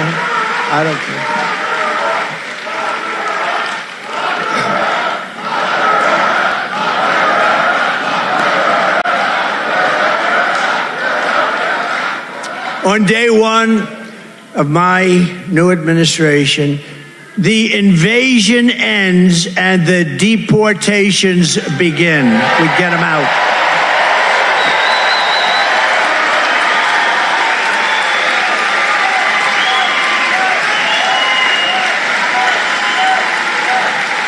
Thank you very much. As soon as I take office, I will stop all migrant flights to Pennsylvania and every other state. I will shut down all entries through Kamala's migrant phone app. If you can believe, they have an app. They have a phone app. It's called an app. Can you believe this? I will end immediately catch and release. So I had catch and release too. But you know where I released them? In Mexico. I have catch and release too, but I released them in Mexico. Their catch and release was to catch them, even if they were a criminal. Immediately they released them into our country. I released them into Mexico. I will end all sanctuary cities all over our country immediately. And I will restore Remain in Mexico. It's called Remain in Mexico, and it wasn't easy to get. I had a fight like hell with the Mexican government and the president, a good man, but I had a fight like hell. When I told him I want everybody to stay in Mexico, he laughed at me. He laughed. He said, "What? Why would we do that?" I said, "You're going to do it?" No, you're going to do it. No, but we can't do that. I said, "You're going to do it. And if you don't do it, we're putting this massive tariff on everything you sell into our country, including all the cars you stole. And we'll make an absolute fortune on you, all right?" And he said, "But Donald, it would be my great honor to do everything that you'd like to do. Please don't put those tariffs on me, please. I beg you, don't put the tariffs. I will send in the federal law enforcement to liberate every Pennsylvania town and every town in the United States of America that has been taken over by migrant gangs and thugs and criminal aliens."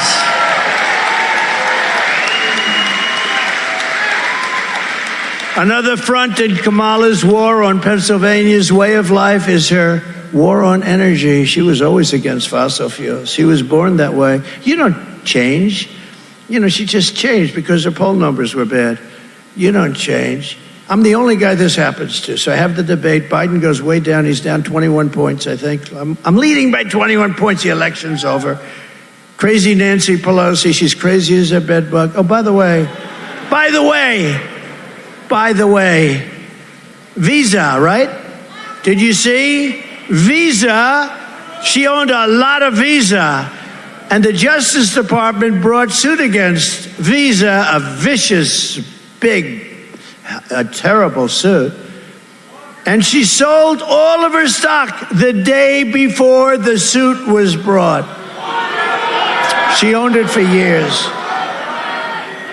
She's crooked. And she also knew, we offered her 10,000 soldiers or National Guard, and she knew that. And she actually admitted it on her daughter's documentary. She's a documentarian. I don't think Nancy's too happy about that. She said it was her fault. It was her total responsibility. I couldn't believe the daughter released the tapes, but they weren't really released. They were gotten somehow. Somebody gave them. And she took total responsibility. J6. Nancy Pelosi said she turned down thousands of troops, National Guard. Now, you didn't need thousands. You didn't need 10,000. I offered 10,000 or more because I felt it was going to be a very big day. Everybody was talking about it. But she turned them down. If she would have had 200, 300, 400, January 6th would not have existed as we knew it. Now think of it. And she's right on tape. This is my fault. This is my responsibility. I can't believe this has happened. And then they try and blame me for it. I offered them 10,000 troops, whatever you need, a few days before, because I said, there are going to be a lot of people here. If Kamala is reelected, her Green New scam will obliterate the economy of your Commonwealth. Obliterate it. All stupid stuff. It also caused a lot of inflation between the energy policies and everything else they did, but the crazy spending, Green New scam. It used to be called the Green New Deal. Now we call it. Do you ever notice this was such a big deal, the environmental stuff. I haven't heard the environmental stuff mentioned in 6 months. I was saying the other night, what the hell happened to the environment? David, will you figure this out? David McCormick, everybody vote for him. David, will you figure this out? You know? No, but think about this. I haven't heard, Mike, they don't ever talk about the environment anymore. You know why? Mike is saying, don't talk about it now. No, it's one of the great scams of all time. You know why they don't talk about it? Because people aren't buying it anymore. I don't want to use bad language. My wife said, please don't use bad language. You know who said that? Right. The great son of the legendary Billy Graham, Franklin Graham. He said, sir, you are one of the greatest storytellers I've ever heard, but I listened to your rally the other night. You wrote me a beautiful letter, and your stories would even be better if you didn't use foul language.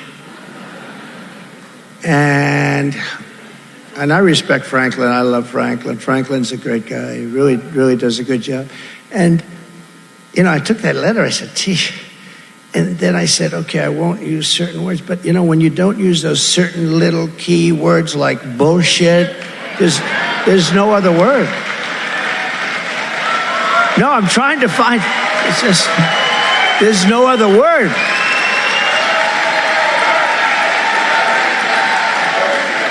I mean, I don't use really bad words, but like, you know, for emphasis, and so I tried it one time and it wasn't pretty. Instead of that word, I said, and it's not true. And people are looking like, you know, falling asleep. Oh. But when I win, we will get Pennsylvania energy workers fracking, drilling, pumping, and producing like they have never produced before. Lion Kamala vowed to repeatedly ban fracking, and she imposed a natural gas export ban. That was a killer. That is starving your state right now of your wealth and wealth that you deserve. Right now, she imposed a ban on the natural gas. Very bad. People don't even talk about her insane electric vehicle mandate. This is where everybody's going to have an electric car within a very short period of time. But maybe not everybody wants an electric car. And we love Elon. I love Elon. He endorsed me, gave me the strongest endorsement. And his Tesla is great, but he understands this. And he never once, you know, somebody said, does Elon ever speak to you about the electric? I said, never spoke to him about it. He never called me and said, what the hell are you doing here? Because he understands. He's got a great market. It might be 7 or 8%. But they're trying to have everyone 100%. Number one, they're made in China for the most part. They will all be made. The auto workers are now, you saw the Teamsters overwhelmingly supported me. You saw that. And the auto workers are overwhelmingly supporting me. It's pretty amazing. But the insane electric vehicle mandate, they want everybody to have an electric car, but they don't go far. They cost much more. There are a lot of problems, and they don't work well. You know, in Iowa, it was 20 degrees below zero, and I always heard the cars don't work well in the cold. And I had a big night in Iowa. I won that whole primary thing. We won by numbers that nobody's ever seen before. So I remembered very vividly, and I'm driving there, and there are cars all over the road. I said, what the hell is going on? Sir, they're electric cars, and they don't work in cold weather. I said, oh, that sounds like a bad idea. No, there are a lot of problems, but there are a lot of, you know, some people want them. They're great. Other people don't. But you have to have your choice. If you want a gasoline-propelled car, if you want to have a hybrid, you should have it. You should be able to have it. The new thing is hydrogen. They have hydrogen cars. They have one problem. On occasion, it will blow up. And when it blows up, you are not recognizable. No, you're not even recognizable. This is like a massive bomb being dropped. When it blows up, you are no longer, your wife cannot identify you. Let me put it that way. Is this your husband? They show you blood. Is this your husband? I really can't tell. No, so that's a problem they're going to have to work out, I think. But they say that's the new up-and-coming thing. So far, I'm not interested. Her insane electric vehicle mandate will decimate Pennsylvania's economy by abolishing gas-powered cars and trucks for American roads and destroying your fossil fuel industry. And there's very few states that benefit like you do from fracking. I mean, it's you have 500,000 jobs. And if she gets it, she's going to just dead it. She's a liar. Remember, again, McDonald's, just put it in your mind. It's so simple. I don't have to go through a long story. She said she worked there. She's a liar. That's why we're calling her Lyin apostrophe. And thanks to her Green New scam, your electricity prices are up in Pennsylvania 62% since she took office, and are slated to be increased this year by more than 30%. Congratulations. You know, if and when we win, everyone says, sir, say, if they didn't cheat, I wouldn't even be here today. You know why? I wouldn't have to campaign. I'm here only because they cheat, and they cheat in this state, especially in Philadelphia. And I mentioned a couple other areas, but for the most part, but Philadelphia is out of control. Detroit is out of control. Atlanta is out of control. Places are out of control. Because if there was no cheating, if God came down from a high and said, I am going to be your vote tabulator for this election, I would leave this podium right now because I wouldn't have to speak. We wouldn't have any problem.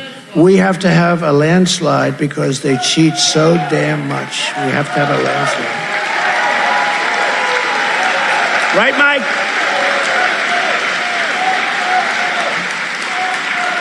So I never say when I win. We're leading in all the polls. We're leading the state. But I say if and when, because I don't want to be obnoxious, and I don't want to be foolish either. But if and when we're leading big, I win, I will cut. Too big to rig. You're right. We want to make it too big to rig. But here's a big promise to Pennsylvania and to the whole country, by the way, because your prices are really high. I mean, for people with all of that power, all of that liquid gold under your feet, you're getting screwed. You're paying high. You're paying one of the highest energy rates, including cars, air conditioners, heating. You're paying one of the highest in the whole country. Perhaps your governor's not doing a very good job. I don't know what the hell's going on. But when you have that kind of energy, you shouldn't be paying the price, but you're one of the highest. But here's a promise I'm making to you. I will cut your energy and electricity prices in half, 50%, 5-0, within 12 months of taking the oath of office. Within 12 months of taking the oath of office, I will cut your energy prices by 50%, and it's not going to be hard. And I will terminate the natural gas export ban. Can you imagine we have a ban? We have countries that want to pay us. You know, we were energy independent 4 years ago. Now we're not. But more importantly, we were going to be energy dominant. I would have been producing today 3 to 4 times what I was doing 4 years ago. I will repeal the insane electric vehicle mandate, and we will drill, baby, drill. Those 2 things very early. Drill, baby, drill.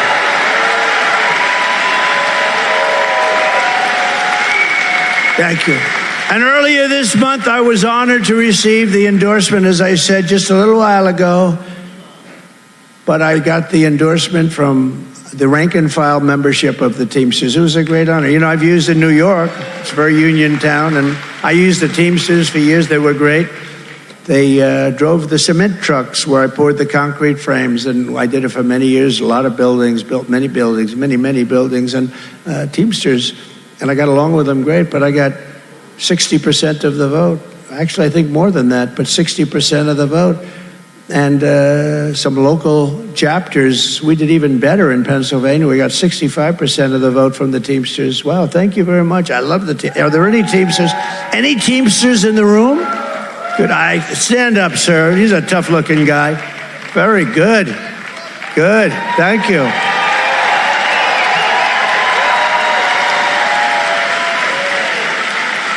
And as a result of this, shocking, to me it's not shocking, but as a result, the national organization, as you know, has refused to endorse the Democrat candidate for president for the first time in decades. I mean, it's been a long time. And I want to thank Teamsters President Sean O'Brien and all of the incredible rank and file Teamsters that did this. This was a big shocker. It wasn't shocking to me. I said, how the hell are Teamsters? These are tough people. How the hell are they going to vote for this woman, this terrible person? She's weak in so many ways, she's weak. They're not going to vote for that. I said a long time ago, I actually believe they would have been better if they left crooked Joe Biden in, because I actually think at least he had a base. She has no base. She was the last person.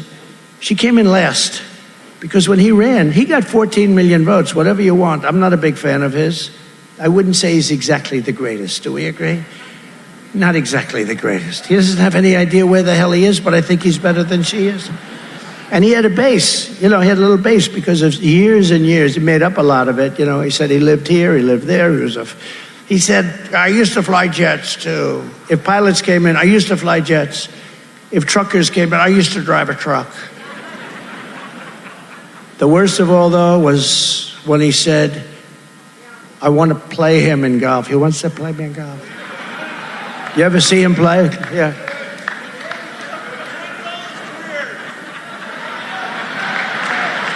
And Trump. Oh, but I'm a good golfer. No, I'm a good golfer.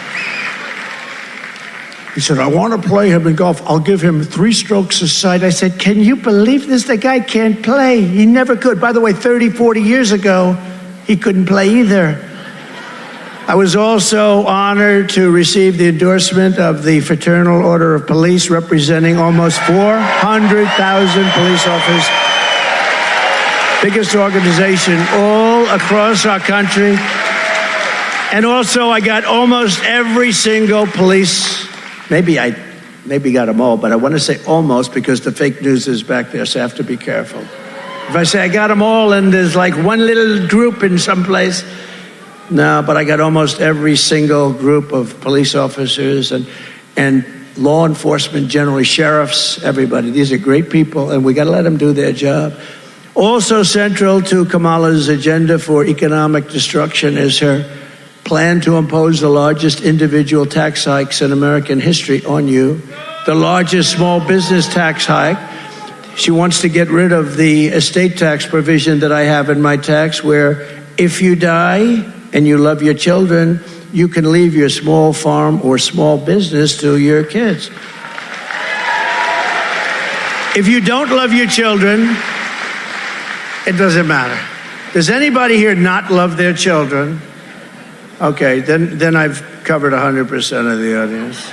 Well, there are some, but they're sort of embarrassed. They don't want to raise their head.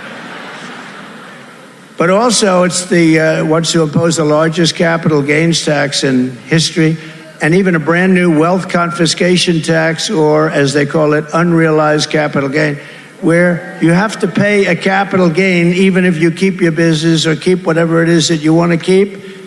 You have to go out, get it appraised. And then after you get it appraised, you have to negotiate. This is the craziest thing.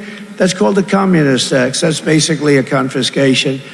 I mean, some people in this room, you're wealthy, but you don't have a lot of cash, and you're no longer wealthy with this one. This one is whack job. But I don't know if it's ever been used. I mean, I've heard about it for years, but it's called unrealized capital gains. It means exactly what it says. They're unrealized.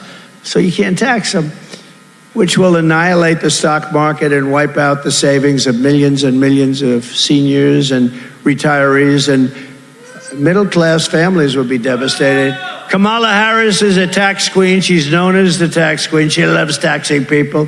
This is the only election I've ever seen where somebody brags about, we're going to raise your taxes.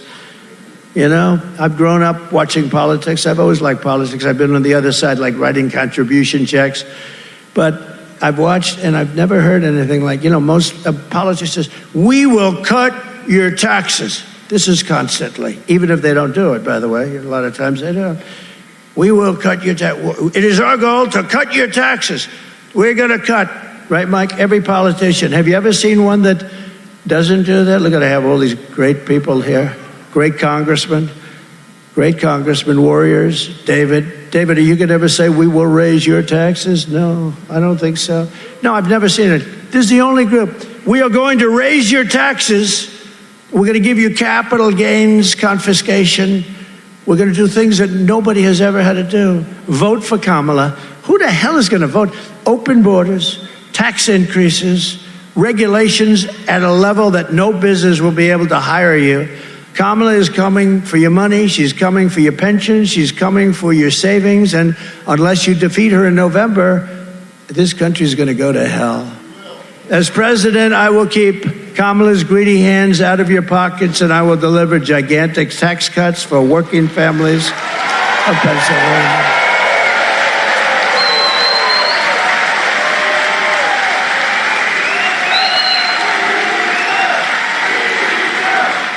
Thank you.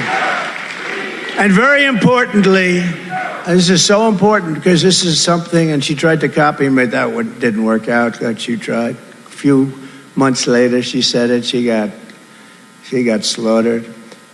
We will have no tax on tips. No tax on overtime. And no tax on Social Security benefits for seniors. No tax. No tax. And you know, it's going to lead to great things. A lot of people don't give. I know a lot about overtime. I'd hated to give overtime. I hated it. I'd get other people, I shouldn't say this, but I'd get other people in, I wouldn't pay. I hated. This is going to lead to a lot more. I think it's going to be economically positive, but I'm not even doing it for that reason. I'm doing it because like the no tax on overtime, it's something so good, but no tax for the seniors. Do we have any seniors here? I hate to admit it. I'm a senior. They'll say, he's got a conflict of interest. He's giving this to himself. Watch. I'll end up in front of a grand jury tomorrow. Donald Trump has suggested no tax on Social Security benefits. And he's got a conflict of interest. We're putting him before a grand jury because I've seen more grand juries than Alphonse Capone. And he averaged about killing one person a week. Alphonse, the meanest of them all. I know more about grand juries than Alphonse ever even thought about. My father's looking down on my mother. They're great people. They say, can you believe my son did this? Can you believe that my son would run for politics and be treated this way? But you know what? And we're doing great. We won the big case in Florida. We're winning them all. I'll tell you what, did you see? We won the big case. That was the big one. They're going to get him in Florida. They're going to get him in Florida. It was always... That seemed to be the documents case. I had every right to have him, called the Presidential Records Act. That's what they passed it for. But he didn't have that act because he wasn't president. And he got out. You know how he got out? And I don't want to talk about him too much because she's running. Maybe he'll go back. If she does really badly, they'll probably put him back. Let's rechange.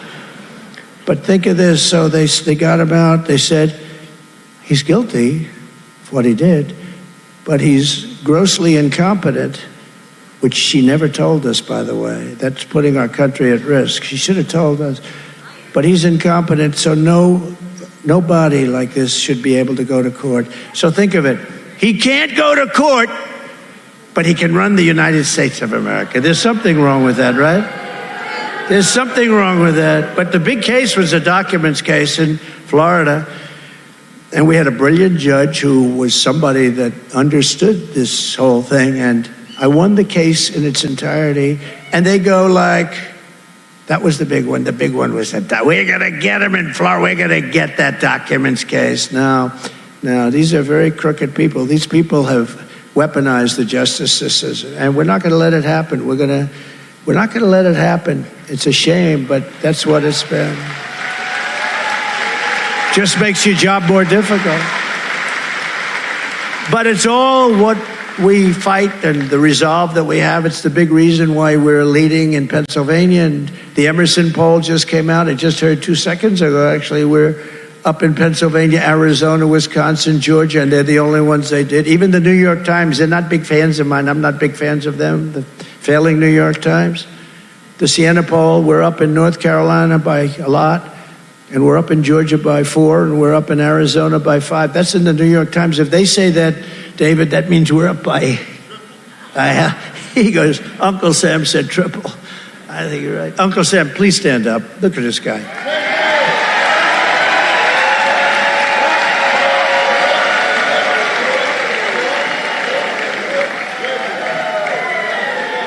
Thank you. And by the way, he doesn't work for me. He goes to a lot of these, they say it's the greatest show on earth. It is pretty great, isn't it, though? Isn't it? The people make it great. It's the greatest show on earth, but he does. Uncle Sam, I don't know who he is, but I shook his hand the other day, like at the Nassau Coliseum when we had a big one, but I shook his hand. He's got the strongest hands. He almost broke. I couldn't believe it. I said, Uncle Sam has strong hands. David, I was complaining the whole night. I said, I'm never shaking that guy's hand again. Have you known that? You have strong hands. He said, thank you, sir, very much. And I felt that cracking feeling, right? Now, you're a strong guy, right? Strong hands. What did you do for a living? I want to go to your inauguration. Okay. That's a roofer. Good. I can see it. Good. I'll bet you're a good one, too. Thank you. Thank you, Uncle Sam. When she gets a little, she doesn't get a crowd, but when she gets a little crowd, there are buses coming in. So we take pictures of the buses, we give them to the fake news, they never report it, But they have the bus people, and then they only show the first 3 or 4 rows. But we don't, like Uncle Sam, I don't pay anybody to come. We don't do any of that stuff. We have the most incredible group of people all over the country. If you were up in Wisconsin, you would have seen something that actually was incredible. But we're winning in Pennsylvania, and the main thing that we have to do is we have to get out the vote. We have to get out the vote, because if we lose this election, we are going to have a problem with this country, the likes of which I think no country has ever faced before. Here in Pennsylvania, you also need to vote for your next senator, and he's a great guy. I've known him for a long time. He's a winner in the military. He's a winner in life. He's got a fantastic wife and family, and I'm telling you, he's a warrior. He was a warrior in the military. He then goes into private practice, and he made a lot of money. He ran one of the biggest firms, and did really great, respected so much beyond this, and he just wanted to do something, I would say, for the country and for Pennsylvania, because, Pennsylvania to the country, but he loves this country, he loves the Commonwealth. And Dave McCormick, just come up for a second, would you, Dave? Come on up.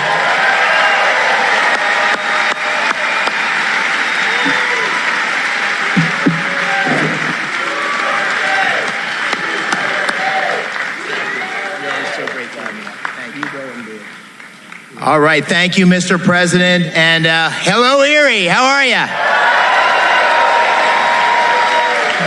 I just wanted to say, Mr. President, thank you for coming back to the Keystone State. This is the place where we're going to retire Joe Biden and Kamala Harris and send you back to the White House, right here in Pennsylvania, right here, this state, right here in Erie. Erie, the bellwether, right here. And this is also where we're going to have the chance to fire a guy named Bob Casey. Bob Casey is weak. He's weak. He's a career politician. He's liberal, and we got to send him packing and bring a Republican majority to the Senate to get the Trump agenda across the finish line.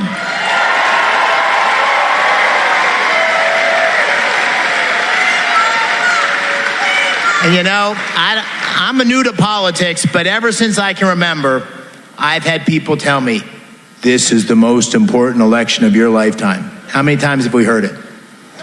I want to tell you, my friends, this, for our kids, for our grandkids, this is the most important election of our lifetimes, right here.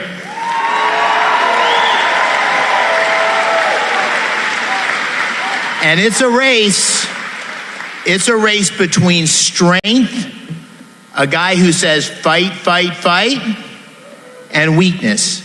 The weakness of Kamala Harris. It's a race between common sense policies and a radical liberal agenda. You don't have to listen to me.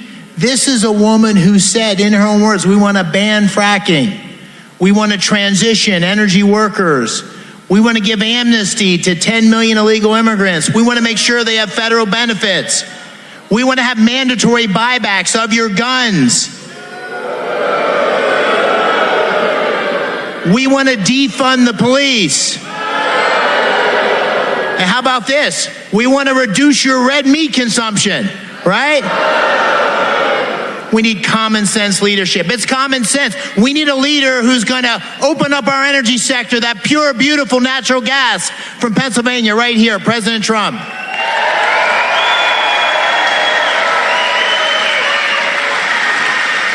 We need leadership to tame. We got to tame this inflation and help working families with President Trump. We need to bring law and order to our cities, and we need to secure that border and stop these illegal immigrants coming in and bringing crime and fentanyl into Pennsylvania.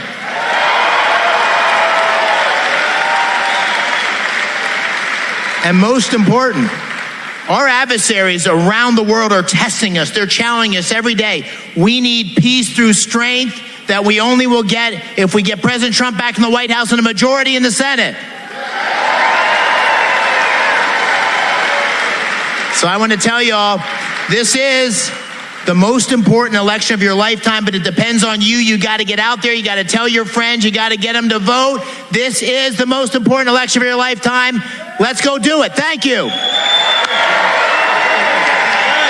Thank you. Great, Ben.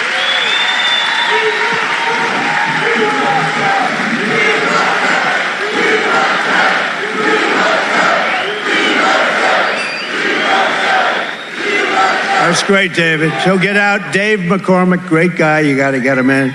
He'll be a tremendous asset, tremendous help to you and to everybody. We're also pleased to be joined by a couple of real warriors. Mike Kelly, who I mentioned before. Mike, please stand up. Congressman.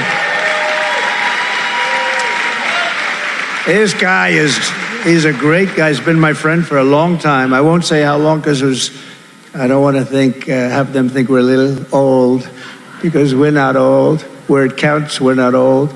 But I'll tell you, Mike is a tremendous guy, and he's been that for a long time, and he loves your Commonwealth, and he loves it a lot, and he loves our country. So thank you, Mike, for being here. Appreciate it. And another longtime friend, Nick Langworthy, who is a congressman, doing really well. I've known him he was the leader of the party. He was a leader of everything he's done, and you're doing a great job. Thank you very much, Nick. Thank you. And a very popular mayor of Slippery Rock, J.D. Alongo. Thank you, J.D. Thank you very much. Good job. Good job. And all the other people, we have so many people here. We won't do all, and I apologize, but we got to get back to it, and then we'll get the hell out of here. You go home, watch a football game or something, right?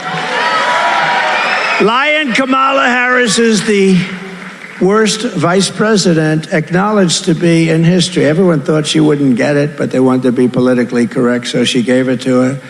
And here are the facts. She wants open borders. She cost the typical family $29,000. Think of that because of her inflation policy. And it's going to cost a lot more than that very soon. It's going up by a lot. She was an original creator of Defund the Police. Are there any police officers? She was for Defund the Police. Anybody that wants to defund the police for even 1 week is not worthy of being the president of the United States.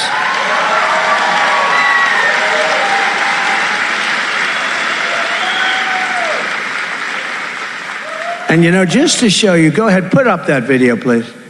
Kamala Harris's radical ideas keep ending in tragedy.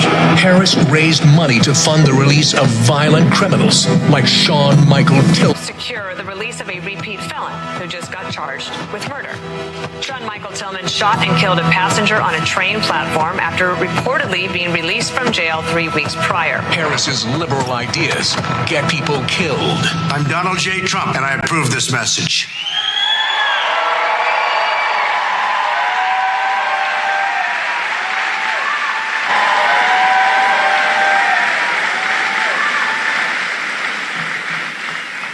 So we're trying to show you, and we're working hard because a lot of people don't know her. She's a disaster. You can't have her. Kamala Harris vowed to abolish ICE, and she supports free health care for illegal aliens. She wants mass amnesty and citizenship for everyone. All of these people, even if they're criminals, they're looking for amnesty, and they want to become citizens of our country. Those countries threw them all out.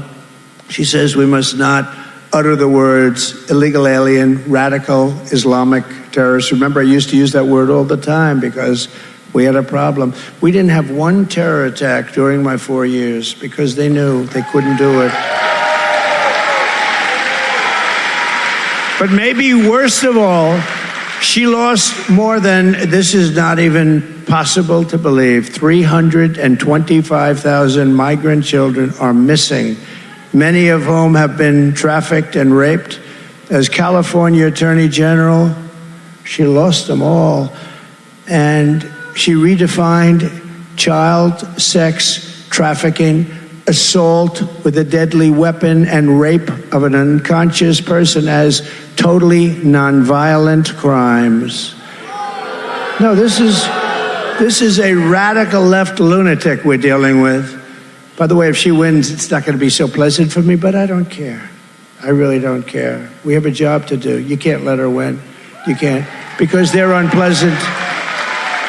They're unpleasant anyway. They're crooked people. They're crooked people.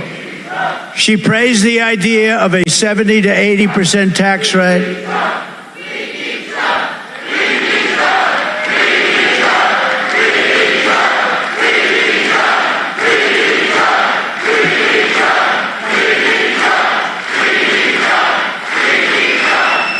That's great. Thank you. Thank you very much. You know, they have the best seat in the house, actually. They only see the back, but the cameras, all those cameras are on them. And every once in a while, a star emerges. Like, how about the stars that emerged in Butler? Those people behind me, so many stars emerged. They were behind me, and they didn't run. They weren't running, right? Mike is doing a fantastic job, by the way, on that. Thank you. Mike Kelly, what a fantastic job he's doing. He gets it. But you know, amazing, they had, just for a second, so they have these crowd control experts, and they were explaining, when one bullet is fired, big stadiums will run out. They call it a stampede, and many people oftentimes are killed. Many bullets were fired. They were going over my head. We lost Corey, the great firefighter, one great guy. And two other people were supposed to die, but the doctors up there were phenomenal, and they saved their lives. We worked with them. But, I mean, what happened was incredible. But the guy comes in, he says, I've never seen anything like this. All those bullets were flying, and you didn't see the crowd out here. It was massive. It was as big a crowd as you'll ever see. I think as big a crowd as you'll ever see. And by the way, we're going back to Butler. You're going to be there. We're going back. That's a big deal. We have a lot of people coming, and I really believe that will be the safest place on earth. And also, I think I'll start the speech by saying, as I was saying, but the crowd control expert said, I've never seen, because they studied, they couldn't see the people here because the camera was here, and we had many cameras, and it was, it was amazing. The whole thing was horrible. But they had the people in the back. Nobody ran. Not one. You probably had like 150 people back there. The big crowd was here, but those people were like locked on television because that's the way the cameras are facing. I mean, the one guy behind me, right? Did you see him? He's up. He was looking to fight. His name is Tom. And I got to meet him. But he was a brave guy. And is he here?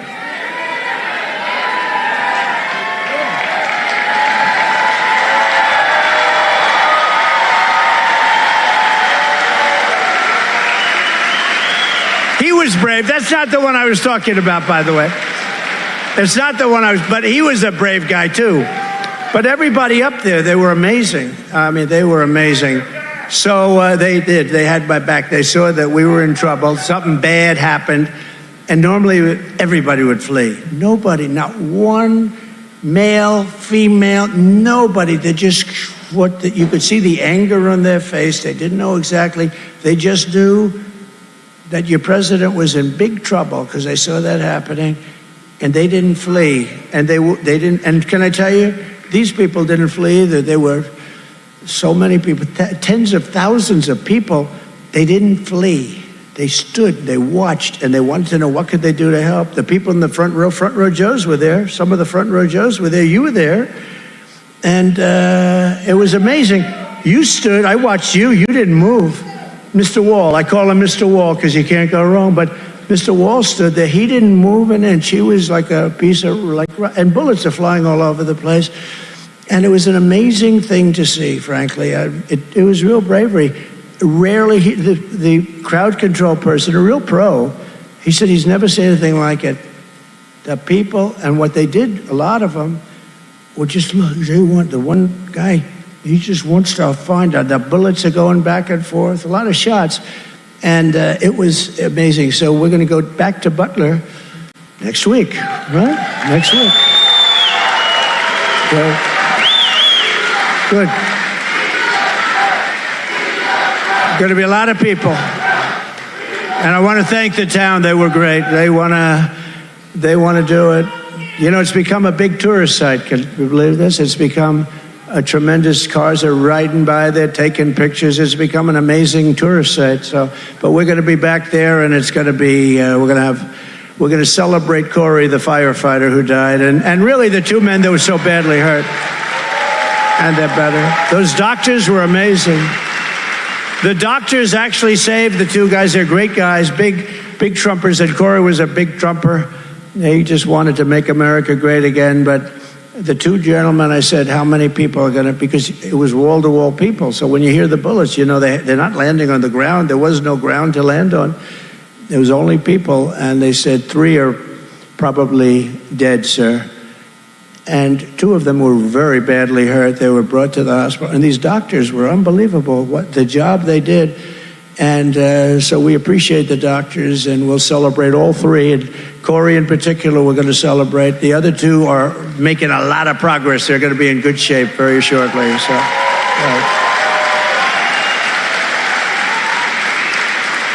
And by the way, I want to thank, while he's here, Mike Kelly. You're the head of the commission, and nobody's going to fool him. There's not going to be any fooling around, right, Mike? But Mike Kelly is the head of the commission, and he's the perfect guy to have. And you've been doing I've been watching, it's been amazing what's happening, and very bipartisan. Even the Democrats are agreeing you can't let things like this happen. And, you know, Joe Biden ought to get up and say, you're threatening a candidate, a former president and a candidate. And if you do anything to him, it's okay. Look, it's a very dangerous business.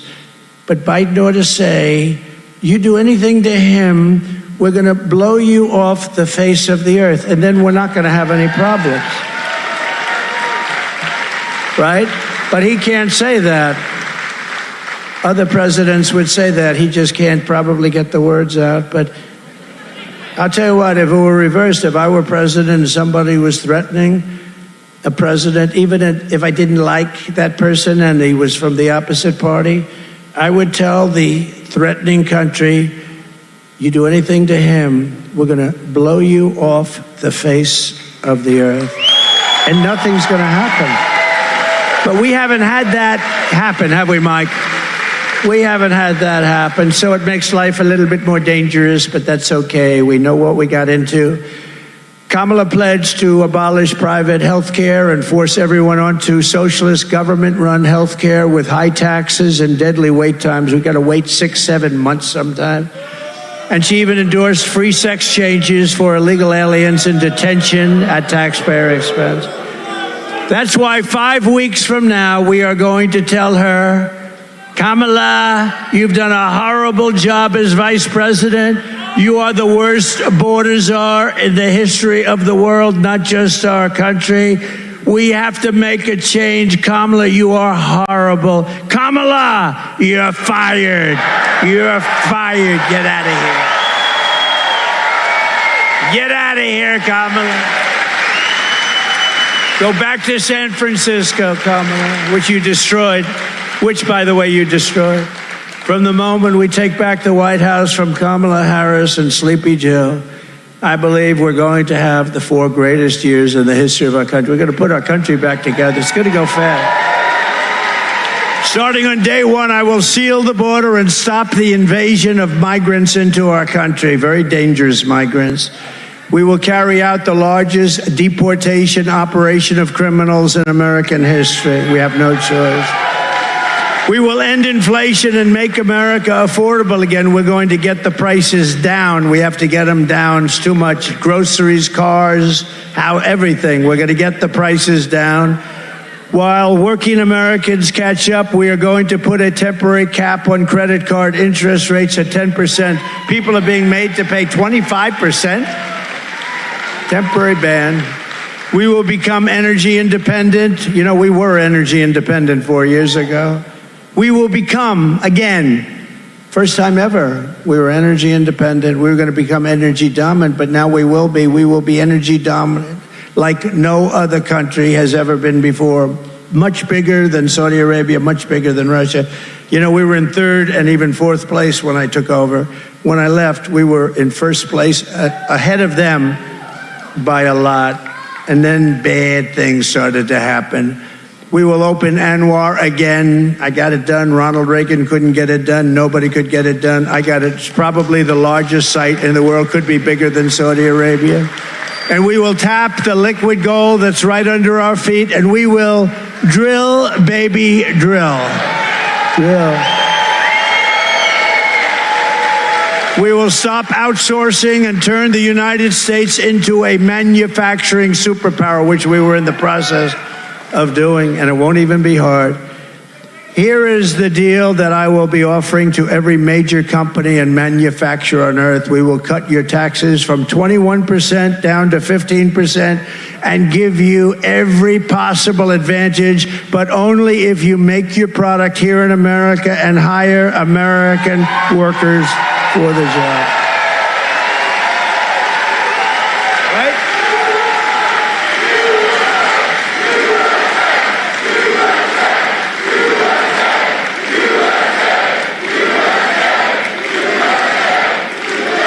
And if you're a foreign country and you don't make your product here, then you will have to pay a tariff, a fairly substantial one, which will go into our treasury, we reduce taxes.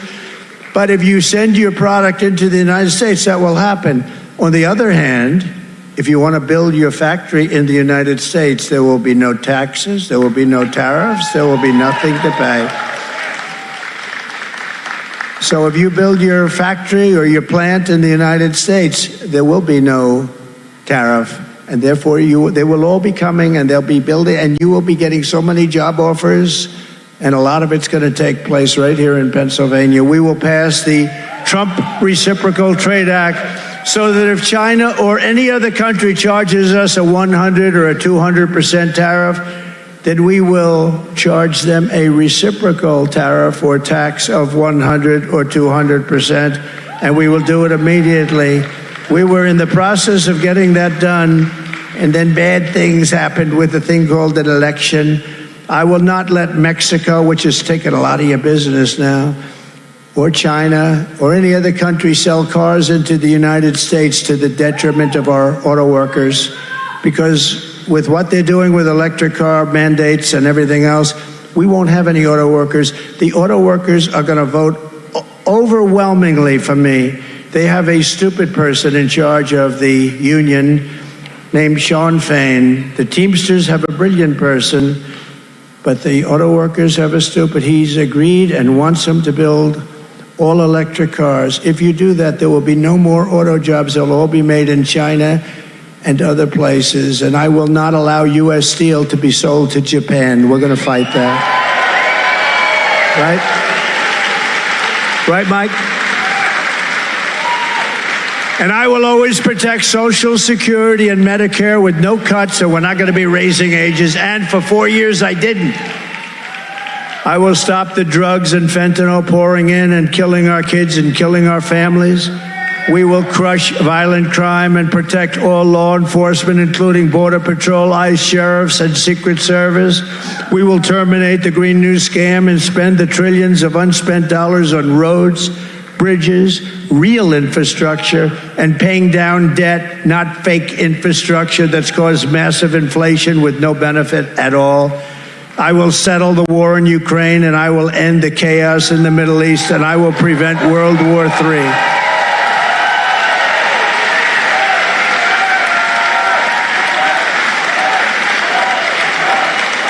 Thank you.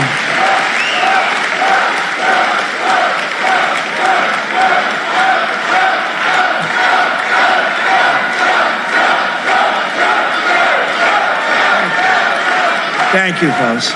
Appreciate it. I got a good, lively group back there, right? They're great. They're great. No, they love our country. They love our country. But we will have, again, peace through strength. We had no wars. For 4 years, we had no wars other than ISIS, which I inherited. And we ended ISIS in 4 weeks. That was the end of ISIS. We ended it 100% of the ISIS caliphate. We have a great military, but not the guys that you see on television that have no clue what's going on. But we have the real military is great. And they showed me that. They really showed me that. It was supposed to take 5 years. We did it in 4 weeks. There's a man. Thank you very much. Look at that guy. Thank you very much. Thank you very much. And I will support universal school choice, and I believe the Lifeline scholarship bill would be a great start for those students trapped in the worst performing schools in Pennsylvania. A lot of people want to see that happen. I understand it. Right? You know that? Oh, you do know that. Good. It would provide financial assistance to empower parents to take their children out of a failing school and send them to a public, private, religious, or charter school.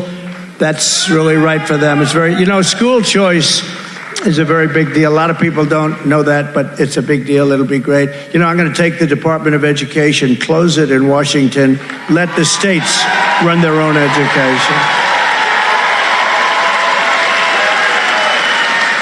Very important. Because we spend more money per pupil than any other nation in the world by far. And yet we're ranked at the bottom of every list. So, you know the expression, what the hell do you have to lose, right? I did that with our because they've been so supportive. I've gone up like a rocket ship.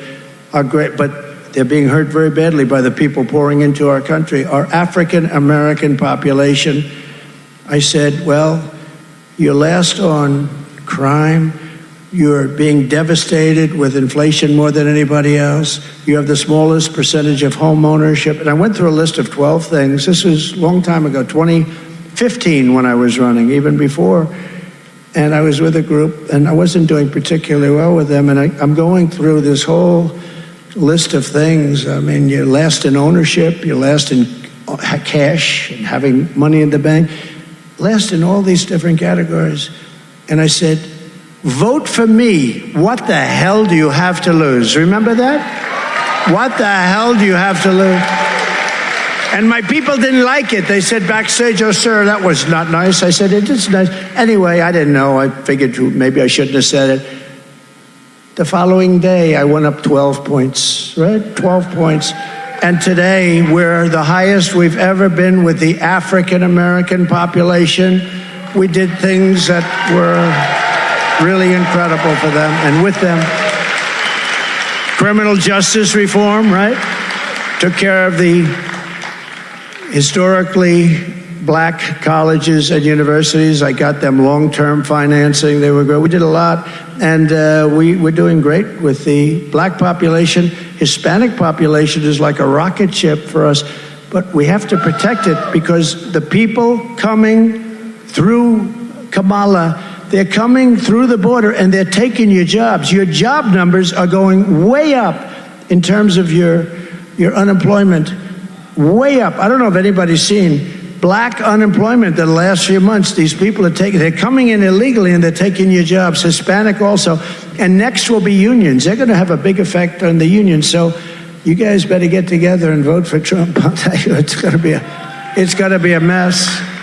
We will rebuild our cities, including Washington, D.C., making them safe and clean and beautiful again, because our cities are in trouble and our capital is like a murdering pit. We're going to get that cleaned up and we're going to make it safe and beautiful, and people are going to be proud to go back to our capital without being killed. And we will keep the U.S. dollar as the world's reserve currency, because right now, David, it's under siege, and you know we can't lose that. Losing that would be like losing a war, and then we would, in fact, be a third world country. We lose the reserve. But this is how we will end the era of inflation, mayhem, misery under Kamala and Crooked Joe. It was just misery. What a miserable few years. I mean, it's just been horrible. And people all over the world, especially the leaders, are laughing at how stupidly our country is run. Remember, we're the party of common sense. And 95% of it is we're conservative and all that, but whether you're conservative, liberal, we're the party of common sense. So important. But we're going to unleash safety, prosperity, and peace for Americans of every race, religion, color, and creed. Together we will deliver low taxes, low regulation, low energy costs, low interest rates, low inflation, so that everyone can afford things like groceries, a car, and a home, and have money left over. We will stop the invasion, end migrant crime, strengthen our military, build a missile defense shield over our country, keep critical race theory and transgender insanity out of our schools.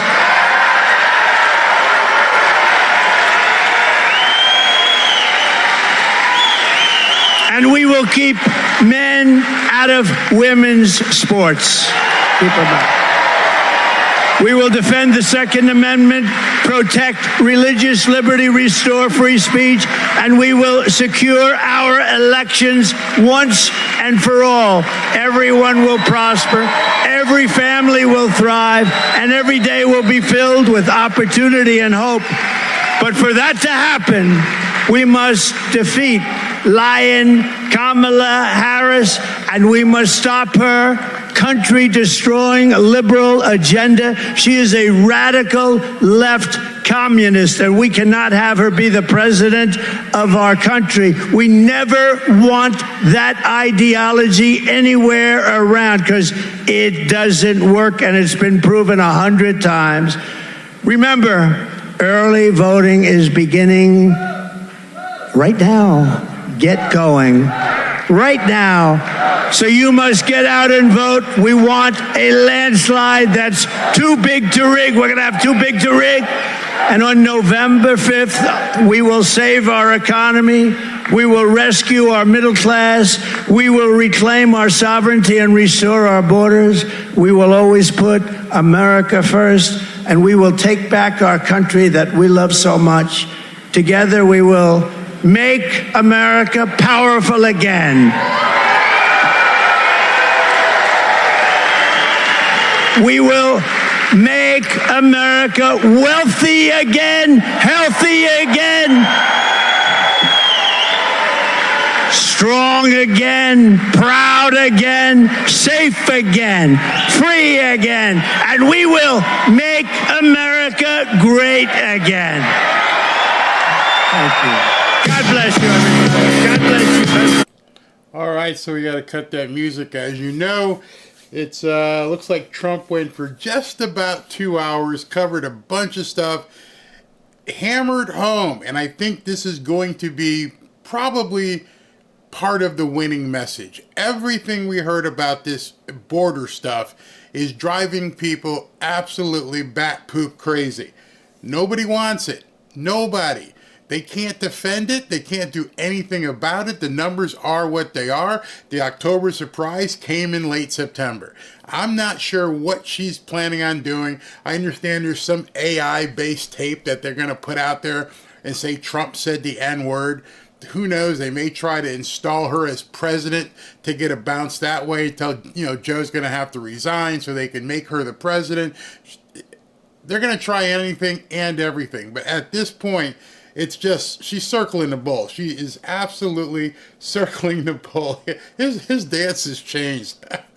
She is definitely circling the bull. I don't even know how she's going to be able to. The polls, watch what happens. Over the next couple days, you're going to see the polls kind of just go away. Because the numbers are going to change so fast and so frequently.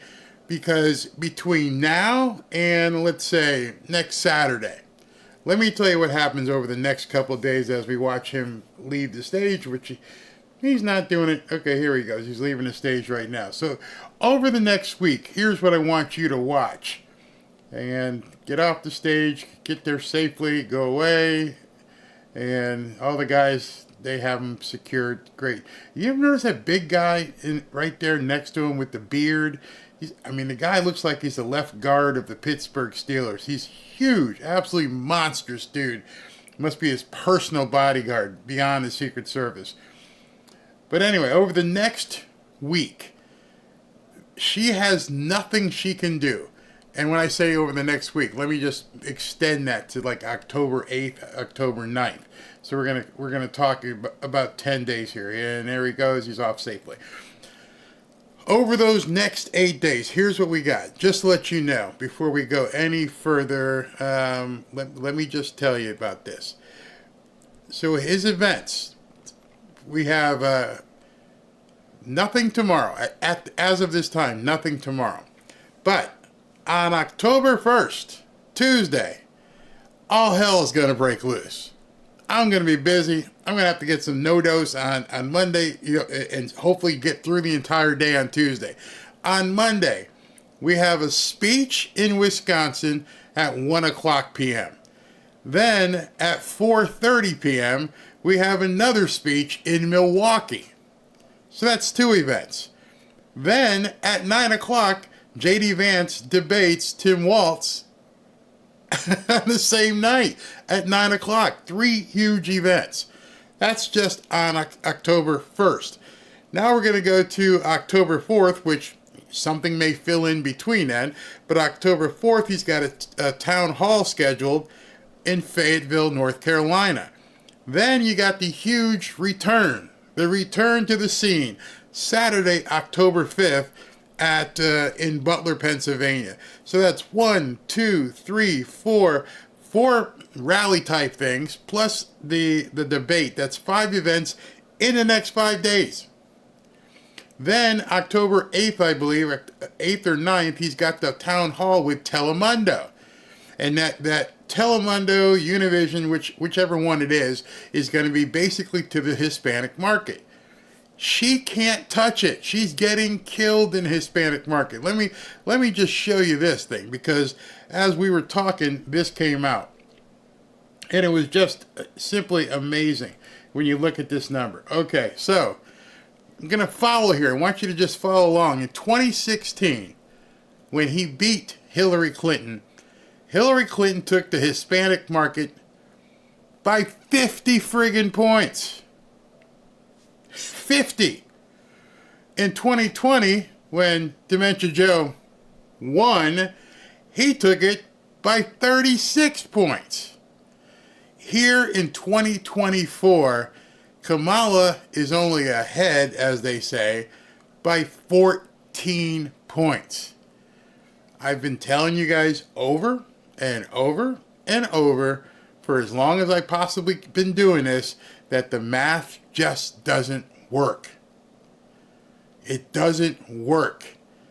He's up, as you can see, or actually I'll say up. He's gained basically since 2016.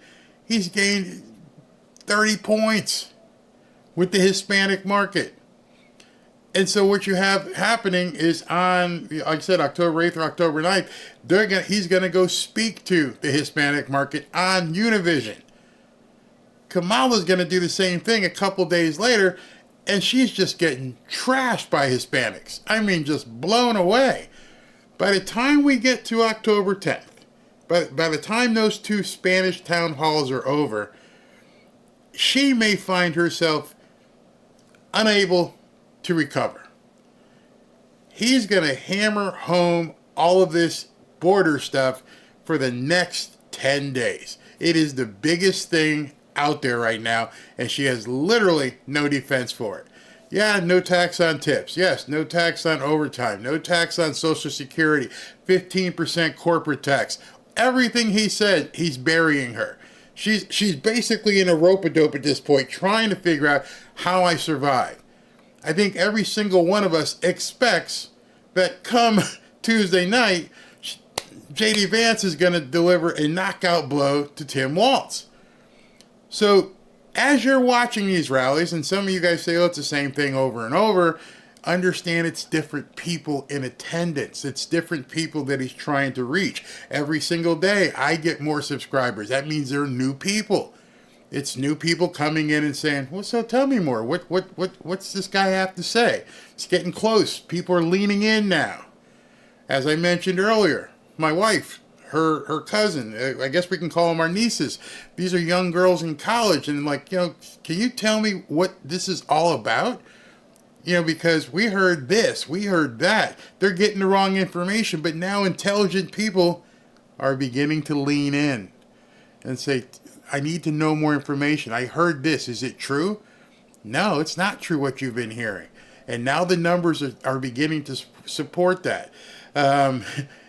People are also seeing at the same time, this is from Jesse Kelly, Lenin opened a prison so that murderers and those guys could terrorize the Russian population. Americans, Democrats did the same thing with the border for the same exact reason. This is all on purpose. Remember that. Demons lead this country. Not sure if you have a lot of Hispanic friends or associates, but the Hispanics, especially the Cubans down here, they're very, very, many of them are Catholic, and now many of them are also Christian, and they understand what's happening. Remember, many of them came through the front door here, and they understand what communism is all about. They want no parts of that. If you want to spend some time down in Miami and talk to some people who are from Cuba, and you want to talk about how people feel about communism, guess why they're here? They're here because they fleed it. They took off, got in bathtubs, did whatever they could, left it. I got to get out of here. We don't want to have anything to do with it. What do you think they're seeing when they see Kamala Harris? It's a repeat.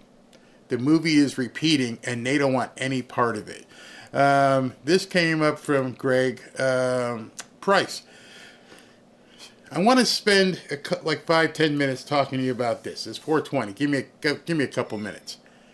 When she says over and over, and I'm speaking now, I'm beginning to speak to independents. When she says over and over that Trump killed the bipartisan border bill, number one, Trump is not in office, so he couldn't kill anything. That's the first lie. Number two, it wasn't bipartisan. It was like a couple rhinos that decided they would kind of latch on to this bill to try and save their own sorry asses. But number three, what you need to see what was in this bill that she never seems to talk about.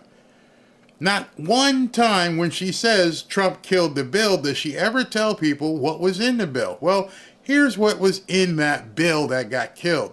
75% of it was foreign aid to Ukraine, Taiwan, Israel, and Gaza to the tune of like $60 billion.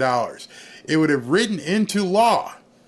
It would have codified that you can bring in up to 5,000 newcomers per day, or 1.8 million per year would be just carte blanche. Come on, bring them in, 5,000 per day, just off the top.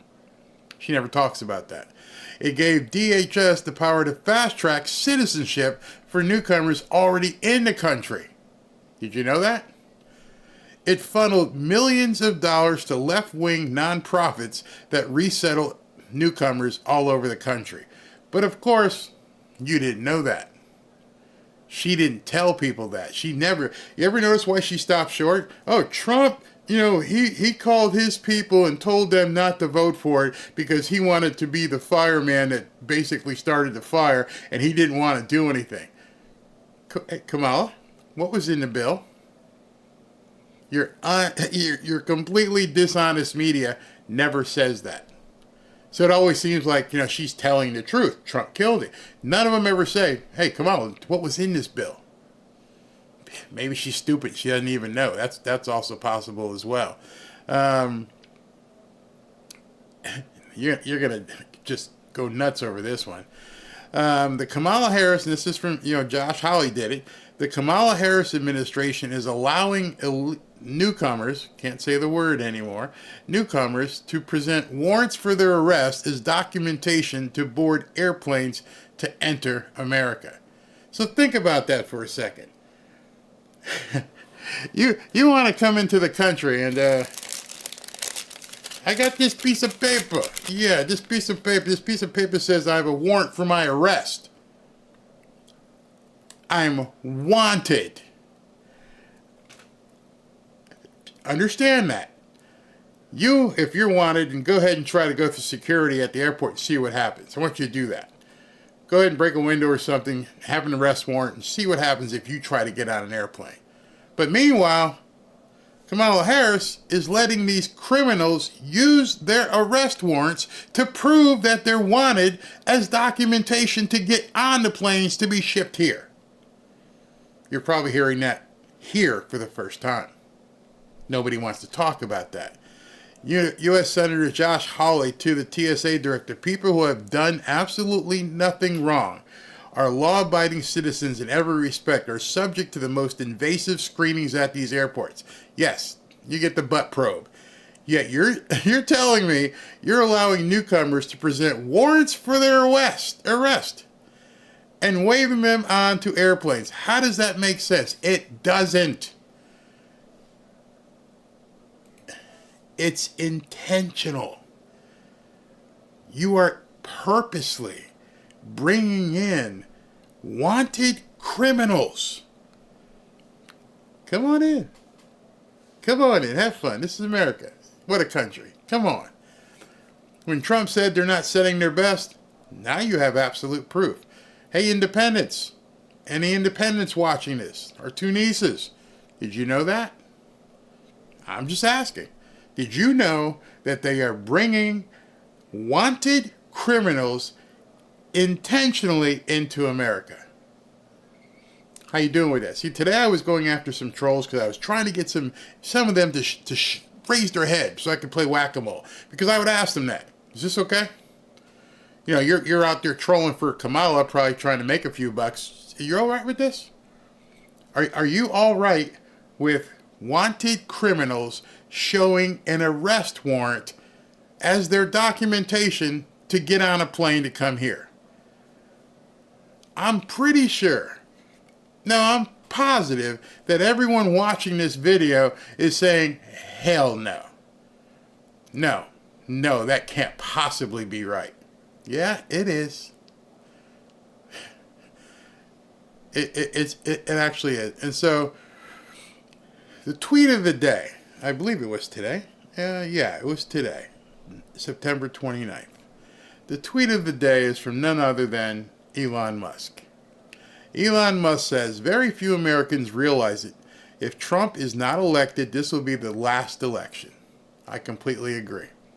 Far from being a threat to democracy, he's the only way to save it. Let me explain. This is good. If even 1 in 20 newcomers becomes a citizen per year, something that the Democrats are expediting as fast as humanly possible, that would be about 2 million new legal voters in 4 years. The voting margin in the swing states, where they are flying people into, is often less than 20,000 votes. That means if the Democratic Party succeeds, there will be no more swing states. That's their plan. Moreover, the Biden-Harris administration has been flying asylum seekers, in quotation marks, who are fast-tracked to citizenship directly into the swing states like Pennsylvania, Ohio, Wisconsin, and Arizona. It is a surefire way to win every election. This was a devious plan. They don't give a shit about you. They don't care about your family. They don't care about your well-being. They don't care about your best interest. The media doesn't care about your best interest. All they care is about power. If they get this power, we're toast as a country. Call it a day. Call it an absolute day. America then becomes a one-party state and democracy is over. The only elections will be Democrat primaries. This already happened in California many years ago following the 1986 amnesty. So they've got a blueprint. The only thing holding California back from extreme socialism and suffocating government policies is that people can leave California and still remain in America. Once the whole country is controlled by one party, there will be no escape. We're done.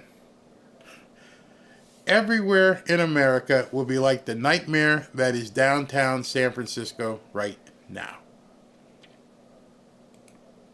You afraid? Should be.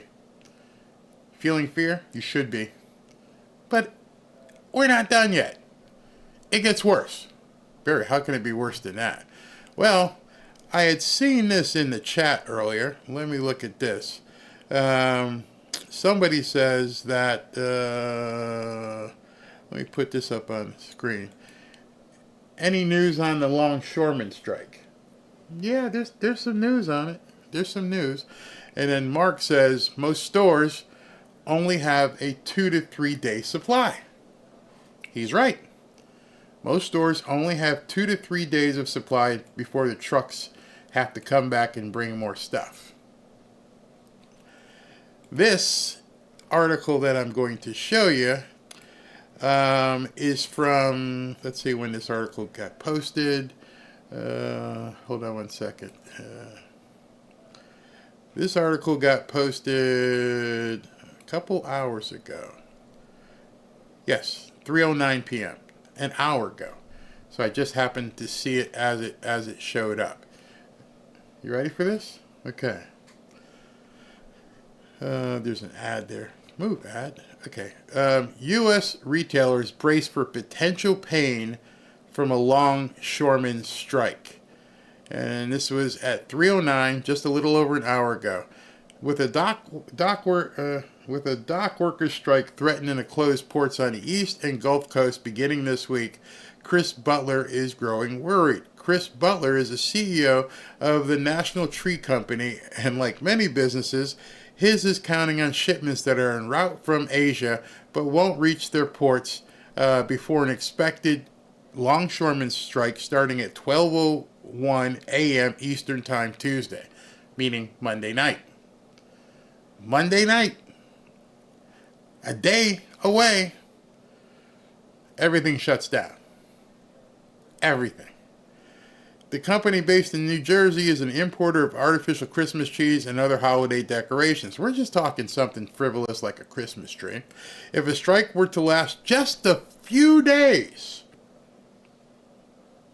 there might be time afterward to unload the trees, transport them to warehouses, and have them ready for customers this season. Yet, if the strike were to keep the ports closed until, say, November, 30 days, about 150,000 trees might not arrive in time for the peak shopping season, imposing costs on National Tree and other businesses. In a worst-case scenario, those costs multiplied across industries could do what?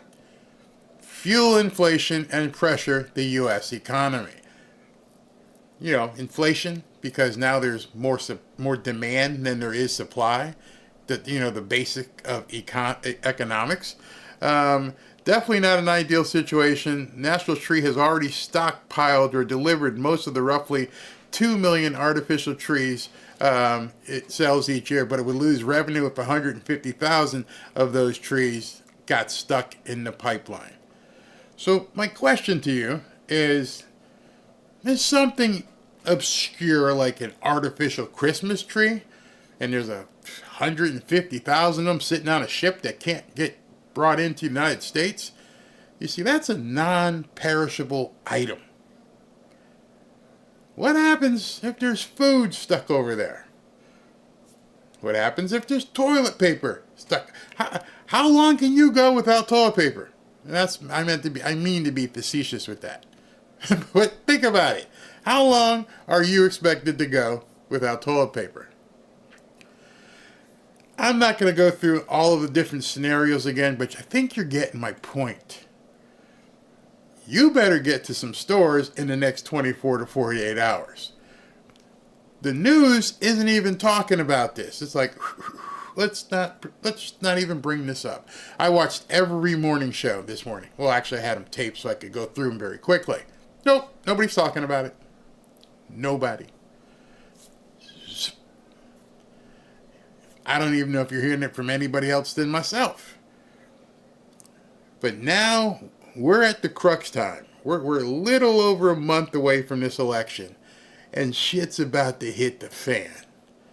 It got hit big time with this immigration information, and God forbid this strike is not negotiated away. If this strike happens, and inflation and everything else happens, that's why I said in the next 10 days, this election, I personally believe it's already over. But I think in the next 10 days, you're about to see it possibly go into landslide territory and people losing their friggin' minds.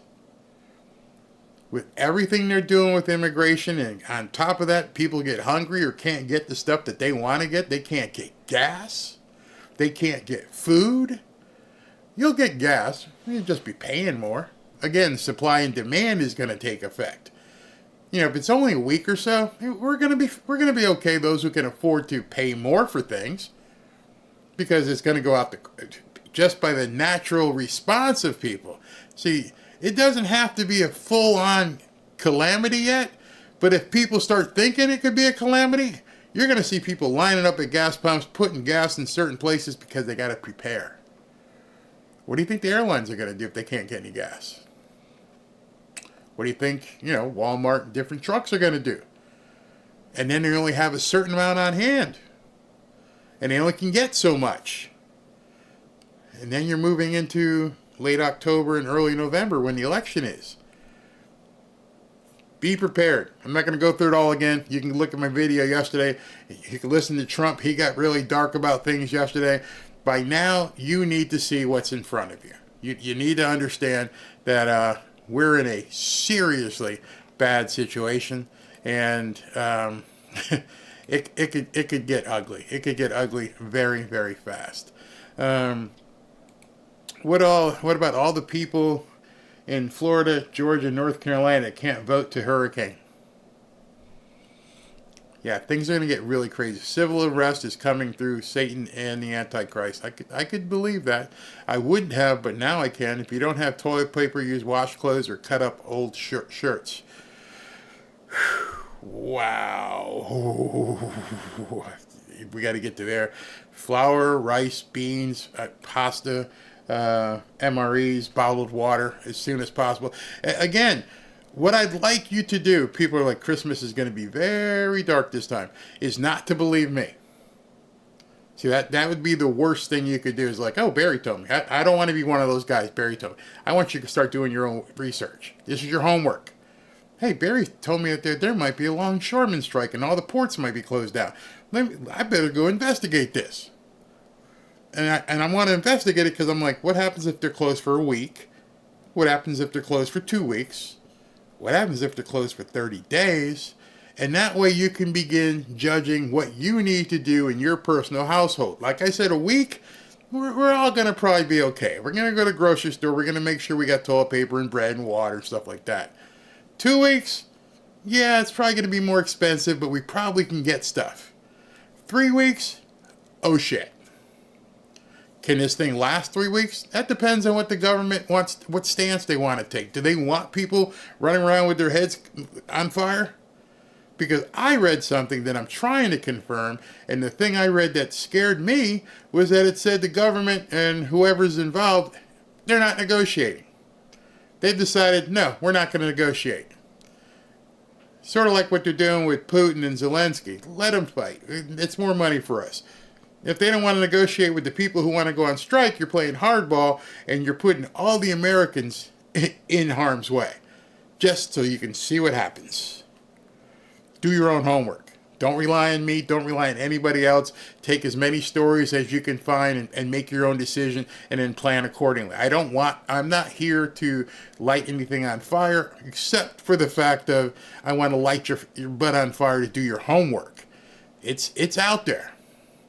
I mean, let me just show you something. I put longshoreman strike. Let me just show you about how nobody's talking about it. Okay, so let me just go ahead and pull this out as its own window. All right, so here's longshoreman strike, and these are the stories as of right now that are beginning to pop up. We have one from the Washington Post a day ago. This one's 7 hours. This one's 2 days ago. Over here we have longshoreman 4 hours ago from Fox, NPR 2 days ago, and 3 days ago. So what I want you to pay attention is we have the potential of a huge, huge, impactful strike, and we have 2 articles today. That's it. Nobody's talking about it. You got one on Fox, and you got one from the AP, which I just showed you. That's it. Everybody else is ignoring it. It's like it doesn't exist. Oh, this one's 2 days ago. Oh yeah, could snarl the supply chain and bust your holiday budget. 2 days ago. As strike looms, port operators ask regulator to force dock workers to work. No, can't do that. Strike looms at busiest U.S. ports as 45,000 workers prepare to walk off the job. Dock workers are on the verge of a strike. Here's what you need to know. And that's it. Like, is that it? That's it. Why are they not talking about it? Why are there not like 50 stories about this? Why is everybody not just freaking out? I mean, let's see. Fox Business. I trust Fox Business. Longshoremen union demand total ban on automation. Question is port strike looms. Potential port strike locations. That's basically everywhere. Can you see that map? From Boston to Jacksonville, Miami, Tampa, all the way over to Houston. Imagine all of that just shut down. Baltimore, everything. The entirety there. I can't see the West Coast on it. Let's see what they're saying. On Sunday, it's 85,000 members, along with tens of thousands of dock workers will hit the picket lines Tuesday and strike at all Atlantic and Gulf Coast ports from Maine to Texas. The union is demanding higher wages and a total ban on automation. This is bad. If this isn't true, police community note. If it is true, the federal government should intervene. Outlawing the effective use of technology will unquestionably doom our nation. We will become globally uncompetitive. So you got a major fight here. And there's nobody talking about it. Just all these things happening. What products would be... there's a good article. What products would be disrupted by a port strike? So let's look at this one. What products would be, see if they name it here. U.S. grocery stores could be without popular fruit within weeks if the strike continues. Bananas, what else are they going to talk about here? Oh, beef. Roughly 45% of all waterborne U.S. pork exports and 30% of beef exports were shipped via East Coast and Gulf Coast ports in the first 7 months of the year. The pharmaceutical industry, 91% of containerized imports and 69% contain exports of U.S. pharmaceutical products, blah, blah, blah, blah, blah. Yeah. Don't believe me? Go look it up. So anyway, to summarize everything, you got the next 10 days filled with doom and gloom for Kamala because there's no possible way for her to change what's happening. None. There's no more debates except for the vice presidential debate, so she's not going to be able to do that. And everybody is talking about these newcomers and what they're doing and how they got here and how they're basically all murderers and convicts. Not all, but you get my drift. And now you've got 10 days of Trump just killing it, going back to Butler, which will be a huge media event. And then you got the Telemundo Univision debate. She's in a bad way. Why don't we have these things here? I don't know. Oh, because they don't want people doing stuff here. We got to import everything. We don't need imports. We can make it here. They just won't. Carol says dehydrate your meats. Why aren't they talking about not talking about anything? Do you hear anything about them? Yeah, there's surface-to-air missiles that they're trying to take him down with.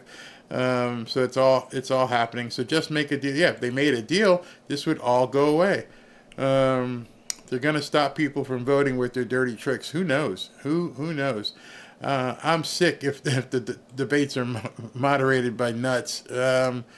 Go to salvage food stores. Do everything you need to do. Baton Rouge is in there. Most coffee comes through Baton Rouge. I didn't even think of that. Be careful. That's all. I'm going to leave it at that. And you guys can do your own homework and figure out what you need to do as individuals for you and your family, because this stuff is absolutely nuts at this point. Just crazy. Absolutely crazy. And I wish the best for everybody so that you guys don't get mired down in this. It could be nuts.